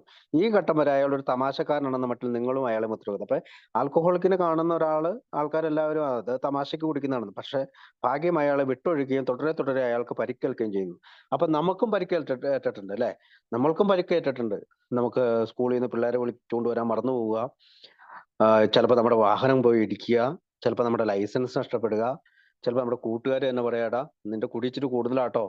അപ്പൊ അതൊന്നും അങ്ങനെയുള്ള ചില പരിക്കുകൾ, നിസ്സാരമായ പരിക്കുകൾ ഭാഗ്യം അയാൾ വിട്ട് പരിക്കുകൾക്ക് സാമാന്യ ബുദ്ധി എന്നുണ്ടെങ്കിൽ, അതായത് കോമൺ സെൻസ് ഉണ്ടെങ്കിൽ, സാധാരണ ഒരു മനുഷ്യനാണെങ്കിൽ, കോമൺ സെൻസ് ഉള്ള മനുഷ്യനാണെങ്കിൽ ഈ പണി നിർത്തും ഇല്ലെ. പിന്നീട് ഇയാൾ ഈ റോഡ് ക്രോസ് ചെയ്യുന്നത് പോലെ നമ്മൾ കുടിക്കാൻ പോവില്ല. പക്ഷേ വീണ്ടും നമ്മൾ എന്ത് ചെയ്യുന്നു? വീണ്ടും നമ്മൾ കുടിക്കുന്നു. അയാളുടെ ഒരു അപകടത്തിൽ അയാളുടെ തലയോട്ടിക്ക് പരിക്കേൽക്കുകയും ചെയ്യുന്നു. അപ്പൊ നമുക്കൊരു കാര്യമായ പരിക്ക് മദ്യാസക്തി കൊണ്ടുണ്ടാകുന്നു. അതിന്റെ ചികിത്സ കഴിഞ്ഞ് ആശുപത്രിയിൽ നിന്ന് പുറത്തിറങ്ങിയപ്പോൾ വളരെ സ്പീഡിൽ വന്ന ഒരു വാഹനം തട്ടി അയാളുടെ കൈകൾ ഒടിയുന്നു. അപ്പൊ നമുക്ക് വീണ്ടും തന്നെ കുടിച്ചുകൊണ്ട് തന്നെ പറ്റി കൈകൾ ഒടിഞ്ഞു. അപ്പൊ തലയോട്ടി പൊട്ടി ആശുപത്രിയിലായത് അയാൾ വീണ്ടും കൈ ഒടിഞ്ഞപ്പോൾ പോലെ അമിത മദ്യാസക്തി കൊണ്ട് പല പ്രശ്നങ്ങളുണ്ടായ നമ്മൾ കുറെ കാലം കുടിക്കാതിരിക്കുകയും വീണ്ടും കുടിക്കുമ്പോൾ അടുത്ത പ്രശ്നം ഉണ്ടാവുകയും ചെയ്യുന്നു. ചീറിപ്പായുന്ന വാനൽകളുടെ തന്റെ ഭ്രാന്തമായ കുറുകേറ്റാടൽ താൻ എന്നേക്കുമായി അവസാനിപ്പിച്ചിരിക്കുന്ന സത്യം ചെയ്യുന്നു.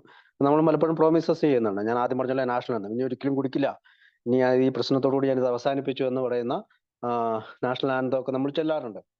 അപ്പോൾ ഇവിടെ പറയുന്നത് വളരെ തമാശയ്ക്ക് തുടങ്ങിയ കുടി ഒരു പ്രോഗ്രസീവ് സ്റ്റേജിലേക്ക്, അല്ലെങ്കിൽ വളരെ ഹോപ്പ്ലെസ്നെസ് ഉള്ള ഒരു സ്റ്റേജിലേക്ക്, അല്ലെങ്കിൽ പവർലെസ്നെസ് ആയിട്ടൊരു സ്റ്റേജിലേക്ക് വന്ന ഒരു കുടി, അല്ലെങ്കിൽ വളരുന്ന രോഗം എന്നാണല്ലോ നമ്മുടെ രോഗത്തെ പറയാം. അപ്പൊ അമിത വളർച്ച എത്തിയ ഈ അമിത മദ്യപാനാസക്തിക്ക് പിന്നീട് നമുക്ക് ഈ ഫസ്റ്റ് ഡ്രിങ്ക് എടുത്തു കഴിഞ്ഞാൽ ഉണ്ടാകുന്ന ഡാമേജിനെ പറ്റിയാണ് ഈ ഒരു പാരഗ്രാഫ് നമ്മൾ ഓർമ്മിപ്പിക്കുന്നത്. കാലുകൾ ഒടിഞ്ഞ് ആശുപത്രി. പിന്നെ അടുത്തത് എന്താണ്? കാലങ്ങളോളം ഈ പെരുമാറ്റം തുടരുന്നു. നമ്മൾ പലരും 10 വർഷം, 20 വർഷം, 5 വർഷം, 6 വർഷം, 2 വർഷം ഒക്കെ ഇത് തുടരുന്നു. അതോടൊപ്പം താൻ ഇനി കൂടുതൽ സൂക്ഷിച്ചുകൊള്ളാവുന്ന, അതായത് കുടിക്കുന്ന സമയത്ത് നമ്മളെപ്പോഴും പറയും നമ്മൾ ഇന്ന് ഒരു ബിയർ മാത്രം കുടിക്കാം, അല്ലെങ്കിൽ 2 ബിയർ മാത്രം കുടിക്കുക, അല്ലെങ്കിൽ ഒരു ക്വാർട്ടർ മാത്രം കുടിക്കുക എന്നൊക്കെ ഉള്ള പല പല ആശയങ്ങൾ നമ്മുടെ തലയിലേക്ക് കയറി വരുന്നത്. അപ്പം പറഞ്ഞു അവസാനം അയാൾ മറ്റൊരു പണിക്കും കൊള്ളാത്തവനായി മാറുന്നു. നോക്കൂ, അവന് ഹോപ്പ്ലെസ് സ്റ്റേജിലേക്ക് എത്തി. അയാളുടെ ഭാര്യ അയാളെ ഉപേക്ഷിക്കുന്നു. അപ്പൊ ഭാര്യ ഉപേക്ഷിക്കുകയാണ്. തന്റെ തലയിൽ നിന്ന് ഈ റോഡ് മറികടക്കുക എന്ന ആശയം പൂർണ്ണ ഉപേക്ഷിക്കുന്ന അയാൾ ആത്മാർത്ഥമായി കരുതുന്നുണ്ട്. അതായത് കുടിക്കാതിരിക്കുക എന്നുള്ള ആശയം നമ്മുടെ തലയിലുണ്ട്, പക്ഷെ നമുക്കത് സാധിക്കുന്നില്ല. പലപ്പോഴും നമ്മുടെ രാവിലെ എണീക്കുമ്പോൾ നമ്മൾ പറയുന്നുണ്ട്, ഞാൻ ഇനി കുടിക്കുകയില്ല, എന്റെ വൈഫിന്റെ ഒക്കെ തലയിലൊക്കെ കൈവച്ച് ഞാൻ പ്രോമിസ് ചെയ്തിട്ടുണ്ട്, പക്ഷെ നടക്കുന്നില്ല. കാര്യങ്ങളൊക്കെ നേരെയാകുന്നതിന് വേണ്ടി അയാൾ ഒരു പ്രാന്താശുപത്രിയിൽ അടച്ച മുറിയിൽ കഴിയുന്നു. അപ്പൊ അയാൾ പൂട്ടിയിടപ്പെട്ടു. പക്ഷെ അയാൾ പുറത്തിറങ്ങിയ ദിവസം ചീടുപെയ്യുന്ന ഒരു ഫയർ എഞ്ചിന്റെ മുമ്പിൽ അയപ്പെടുന്നു. അപ്പം ഒരു ആൽക്കഹോളിക്ക് പൂട്ടിയിടപ്പെട്ടാലും വീണ്ടും തിരിച്ചു വന്ന് കുടിക്കുമ്പോൾ എന്നാ പറ്റണേ? ഇതുപോലുള്ള അപകടങ്ങൾ പറ്റും. ഈ അപകടത്തിൽ അയാളുടെ മുതുകല്ലൊടിയുന്നു. ഇങ്ങനെയുള്ള ഒരാൾ തനി വട്ടനാണെന്ന് നിങ്ങളും കരുതിയേക്കാം. അപ്പൊ ഒരു ആൽക്കഹോളിക്കിന്റെ ഇൻസാനിറ്റിയെ പറ്റി, ഭ്രാന്തമായ ഒരു അവസ്ഥയെ പറ്റിയാണ് പറയാ. അതായത് മദ്യം എന്നുള്ള ഒഴിയബാധ മനസ്സിൽ നിന്ന് വിട്ടുപോകാതിരിക്കുന്ന ഒരു വിചാരമായി, അല്ലെങ്കിൽ വളരെയധികം ആകർഷിക്കപ്പെടുന്ന അല്ലെങ്കിൽ ഒരു അമിതമായി ഇഷ്ടമുള്ള ഒരു വസ്തുവായി, അല്ലെങ്കിൽ മദ്യത്തെ മാറ്റി മാത്രം ചിന്തിക്കുന്ന ഒരു അവസ്ഥയിലേക്ക്, അല്ലെങ്കിൽ അതിനെപ്പറ്റി മാത്രം ആലോചിച്ചിരിക്കുന്ന ഒരു അവസ്ഥയിലേക്ക്, ഒരു മാനസികമായിട്ടുള്ള ഒരവസ്ഥ, അല്ലെങ്കിൽ ആ അവസ്ഥയിലേക്ക് ആൽക്കഹോളിക്ക് എത്തിച്ചേരുന്നു. അതൊരു അസാമാന്യമായ അവസ്ഥയാണ്. അല്ലെങ്കിൽ അപൂർവമായിട്ട്, അല്ലെങ്കിൽ മറ്റു നോൺ ആൽക്കഹോളിക് ആയിട്ട് ഉള്ള ആളുകളിലേക്ക് കണ്ട് വരാത്തൊരവസ്ഥയാണ്.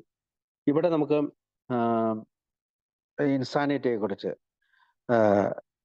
പ്രത്യേകിച്ച് ഈ മോർ അബൌട്ട് ആൽക്കഹോളിസം എന്ന് പറയുന്നത് ഈ ഇൻസാനിറ്റിയെ കുറിച്ച് വിവരിക്കാനാണ്. അതായത് ആദ്യത്തെ കുടിയിൽ നിന്ന് ആൽക്കഹോളിക്കിന് രക്ഷപ്പെടാനുള്ള പവർ ഇല്ലെന്നും, അവന്റെ മാനസിക മെന്റൽ ഒബ്സഷൻ എപ്പോഴും അവന്റെ കൂടെ ഉണ്ടാകുമെന്നും അവന് മനസ്സിലാക്കുന്നതിലേക്കൊക്കെയാണ് ഈ കഥ പറയുന്നത്. പ്രത്യേകിച്ച് നമുക്കറിയാം, പേജ് നമ്പർ 33 അവർ ചോദിക്കുന്നുണ്ട്, ഞങ്ങളുടെ പോലെയുള്ളവരാണോ അല്ലയോ എന്ന് തീരുമാനിക്കാൻ ഞങ്ങൾക്ക് എങ്ങനെയാണ് ഞങ്ങളുടെ വായനക്കാരെ സഹായിക്കാൻ സാധിക്കുക? ഈ ഇത്തരം മാനസിക അവസ്ഥകളിലേക്കുള്ള, അല്ലെങ്കിൽ കുടിയെ എങ്ങനെയാണ് നയിക്കുന്നത്, എങ്ങനെയാണ് ജിമ്മിനും ജയവാക്കറിനും റിലാപ്സും സ്ലിപ്പും എങ്ങനെയാണ് ഉണ്ടായത്? അല്ലെങ്കിൽ അടുത്തത് ഒരു കഥയും കൂടി ഉണ്ട്, ഫ്രെഡ് എന്ന് പറയുന്നത്. അയാൾക്ക് ഈ ബുദ്ധിശൂന്യമായിട്ടുള്ള, അല്ലെങ്കിൽ വളരെ അബദ്ധം, അല്ലെങ്കിൽ സാധാരണ ഒരു മനുഷ്യൻ ചെയ്യാത്ത യുക്തിഹീനമായിട്ടുള്ള വീണ്ടും കുടി, അല്ലെങ്കിൽ ഒരു മണ്ടം പ്രവൃത്തി എന്നൊക്കെയാണ് പറയാ, മണ്ടം പ്രവൃത്തി. എങ്ങനെയാണ് അവർ വീണ്ടും കുടിക്കുക? അതായത് പൂർണ്ണമായിട്ടും തോൽവി സമ്മതിക്കാതെ, അല്ലെങ്കിൽ പൂർണ്ണമായിട്ടും എനിക്ക് ആദ്യത്തെ കുടിക്കെതിരായ ശക്തി ഇല്ല എന്ന് സമ്മതിക്കാതെ, അല്ലെങ്കിൽ അങ്ങനെ സമ്മതിച്ച ഒരാൾക്ക് മാത്രമേ രണ്ടാം പടിയിലേക്ക് എത്താൻ പറ്റുള്ളൂ. ഒന്നാം പടി ചെയ്താൽ മാത്രമേ രണ്ടാം പടിയിലേക്ക് എത്താൻ പറ്റുള്ളൂ. അപ്പോ ജയവാക്കർ കാറുകൾക്ക് മുന്നിലൂടെ, അല്ലെങ്കിൽ വണ്ടികൾക്ക് മുന്നിലൂടെ സഞ്ചരിക്കുന്നത് പോലെ മദ്യത്തിനായിട്ട് നാം ഓടിയെന്നും, മദ്യത്തിന്റെ സന്തോഷം നമുക്ക് അനുഭവിക്കാൻ സാധിച്ചില്ലെന്നും, അതിനേക്കാൾ ഉപരിയായി നമ്മൾക്ക് പരിക്ക് പറ്റി എന്നുള്ളതാണ് ഈ കഥ നമ്മളോട് പറയുന്നത്. അപ്പൊ അടുത്ത് വായിക്കാവോ? കാലങ്ങളോളം ഈ പെരുമാറ്റം തുടരുന്നു. അതോടൊപ്പം താൻ ഇനി കൂടുതൽ സൂക്ഷിച്ചു കൊള്ളാമെന്നും നടുറോട്ടിൽ നിന്ന് താൻ ഇനി മാറി നിന്ന് കൊള്ളാമെന്നും അയാൾ പറഞ്ഞുകൊണ്ടേയിരിക്കുന്നു. അവസാനം അയാൾ മറ്റൊരു പണിക്കും കൊള്ളാത്തവനായി മാറുന്നു. അയാളുടെ ഭാര്യ അയാളെ ഉപേക്ഷിക്കുന്നു. അങ്ങനെയെല്ലാം കൊണ്ടും അയാൾ പരിഹാസ്യനായി മാറുന്നു. തൻ്റെ തലയിൽ നിന്ന് ഈ റോഡ് മറികടക്കുക എന്ന ആശയം പൂർണ്ണമായി ഉപേക്ഷിക്കണമെന്ന് അയാൾ ആത്മാർത്ഥമായി കരുതുന്നുണ്ട്. പക്ഷേ നടക്കുന്നില്ല. കാര്യങ്ങളൊക്കെ നേരെയാകുന്നതിന് വേണ്ടി അയാൾ ഒരു ഭ്രാന്താശുപത്രിയിൽ അടച്ച മുറിയിൽ കഴിയുന്നു. പക്ഷേ അയാൾ പുറത്തിറങ്ങുന്ന ദിവസം ചീറി വരുന്ന ഒരു ഫയർ എഞ്ചിന്റെ മുമ്പിൽ അയാൾ പെടുന്നു. ഈ അപകടത്തിൽ വെച്ച് അയാളുടെ മുതുകല്ലൊടിയുന്നു. ഇങ്ങനെയുള്ള ഒരാൾ തനി വട്ടനാണെന്ന് നിങ്ങൾ കരുതിയേക്കാം. ഞങ്ങൾ മുകളിൽ കാണിച്ച ഉദാഹരണം വേണ്ടതിലധികം പോയെന്ന് നിങ്ങൾക്ക് തോന്നിയേക്കാം. പക്ഷേ ശരിക്കും അങ്ങനെയാണോ? പക്ഷേ ഇത്തരം ആളുകളുമായി അടുത്തിടപഴകിയിട്ടുള്ള ഞങ്ങൾക്ക് നേരത്തെ പറഞ്ഞ റോഡ് മുറിച്ച് കിടക്കുന്നവനെ പോലെയാണ് ഒരമിത മദ്യപാന രോഗിയും സ്ഥിതി എന്ന് തുറന്ന് സമ്മതിക്കേണ്ടി വരും. നേരത്തെ കാണിച്ച ഉദാഹരണം അമിത മദ്യപാന രോഗികളായ ഞങ്ങൾക്ക് അത്രമേൽ അനുയോജ്യമാണ്. മറ്റെന്തൊക്കെ ബുദ്ധിപരമായ ഔന്നത്യമുണ്ടെങ്കിലും ശരി, മദ്യവുമായി ഇടപഴകുമ്പോൾ ഒരമിത മദ്യപാന രോഗി ഭ്രാന്തനെ പോലെയാണ്. ഇതിത്തിരി കടുത്ത ഭാഷയാണെന്നറിയാം, പക്ഷേ അതല്ലേ സത്യം. നിങ്ങളിൽ ചിലർ കരുതിയേക്കാം, ശരി, നിങ്ങൾ പറയുന്നതെല്ലാം സത്യമാണ്, പക്ഷേ അവ പൂർണ്ണമായും ഞങ്ങളുടെ കാര്യത്തിൽ യോജിക്കുന്നവയല്ല. നേരത്തെ പറഞ്ഞതുപോലുള്ള ചില ലക്ഷണങ്ങളൊക്കെ ഞങ്ങളിലുണ്ടെന്ന് ഞങ്ങൾ സമ്മതിക്കുന്നു. പക്ഷേ നിങ്ങളൊക്കെ ചെന്നെത്തിപ്പെട്ടിട്ടുള്ള അങ്ങേയറ്റത്തെ സ്ഥിതിയിലൊന്നും ഞങ്ങൾ എത്തിയിട്ടില്ല, ഇനിയൊട്ടെത്താനും പോകുന്നില്ല. കാരണം അങ്ങനെയൊന്നും ഇനി ജീവിതത്തിൽ സംഭവിച്ചുകൂടെന്ന് നിങ്ങൾ പറഞ്ഞു തന്നിട്ടുള്ള കാര്യങ്ങളുടെ വെളിച്ചത്തിൽ മനസ്സിലാക്കിയിട്ടുണ്ട്. കുടിമൂലം ജീവിതത്തിലുള്ളതെല്ലാം തന്നെ ഞങ്ങൾക്ക് നഷ്ടപ്പെട്ടിട്ടില്ല, അതിനൊട്ട് ആഗ്രഹവുമില്ല. നിങ്ങൾ നൽകിയ വിവരങ്ങൾക്ക് നന്ദി. ഓക്കെ. ഇപ്പോ കുറെ കാലം ജയവാക്കർ നന്നായിട്ടൊക്കെ പെരുമാറുന്നുണ്ട്. അദ്ദേഹത്തിന് കുറെ കാലത്തേക്ക് അപകടമൊന്നും ഉണ്ടായിട്ടില്ല. ചെറിയ ചില്ലറ പരിക്കുകൾ ഉണ്ടാക്കിയത് കൊണ്ടുണ്ടായ ഒരു പിൻവലിയിലാണത്. പക്ഷേ മദ്യം നമുക്കുണ്ടാക്കിയത് അതുപോലെ തന്നെ. കുറച്ച് കാലമൊക്കെ നമ്മൾ മാറി നിൽക്കാറുണ്ട്. 1 മാസം, 2 മാസം, 6 മാസം, 1 വർഷമൊക്കെ.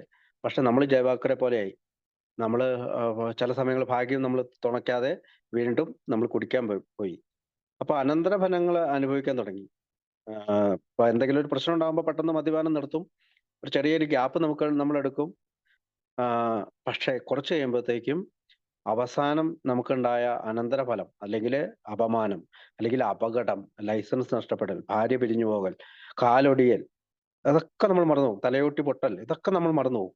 ഇപ്പൊ ഈ ജയവാക്കർ അങ്ങനെയാണ്. അവന്റെ കാലൊടിഞ്ഞു, കൈ ഒടിഞ്ഞു, തലയോട്ടി തകർന്നു, മുതുകല്ല് തകർന്നു, എന്നിട്ടും അവൻ വീണ്ടും കുടി തുടർന്നു. അപ്പോ ഈ ജയവാക്കർ നിർത്തിക്കൊണ്ട് ബുക്ക് നമുക്ക് തരുന്ന ഒരു കാഴ്ചപ്പാടാണ്. നമ്മൾ എന്തുകൊണ്ടാണ് വീണ്ടും കുടിക്കുന്നത്? അതായത് നമുക്ക് ഈ റിപ്പീറ്റഡ് ആയിട്ടുള്ള ഈ ബിഹേവിയർ എന്തുകൊണ്ടാണ് നമ്മളുടെ ജീവിതത്തിൽ, ഈ സ്വഭാവം നമുക്ക് എന്തുകൊണ്ടാണ് വരുന്നത്? ജയവാക്കറെ പോലെ നമ്മൾ എന്തുകൊണ്ടാണ് വർഷങ്ങളും മാസങ്ങളുമായിട്ട് കുടി തുടരുന്നത്? ജോലി നഷ്ടപ്പെടുകയും കുടുംബം നഷ്ടപ്പെടുകയും ചെയ്തിട്ട് പോലും നമ്മൾ കുടി നിർത്താൻ തയ്യാറാകാത്തത് എന്തുകൊണ്ടാണ്? നമ്മൾ കുടിയുടെ അനന്തരഫലങ്ങളെല്ലാം അനുഭവിച്ചിട്ടും നമുക്ക് കുടി നിർത്താൻ കഴിയാത്തത് എന്തുകൊണ്ടാണ്? ഇതാണ് ജയവാക്കറുടെ കഥയിൽ നിന്ന് നമ്മൾ മനസ്സിലാക്കേണ്ടത്. റിഹാബിൽ പൂട്ടിയിടപ്പെട്ടിട്ട് പോലും വീണ്ടും തിരിച്ചു വന്നിട്ട് നമ്മൾ എന്താണ് കുടിക്കാൻ പോയത്? അപ്പോ ഒരു ആൽക്കഹോളിക്കിന്റെ ജീവിതമായിട്ട് ജേക്കബ് ജീവിതത്തെ നമുക്ക് മനസ്സിലാക്കാം, കമ്പയർ ചെയ്യാൻ പറ്റും. അതായത് അടിസ്ഥാനപരമായിട്ടുള്ള കുറെ അറിവുകൾ, അല്ലെങ്കിൽ സെറ്റ് നോളജിന്റെ അടിസ്ഥാനത്തിലാണ് അദ്ദേഹം കുടി നിർത്താൻ ശ്രമിച്ചത്.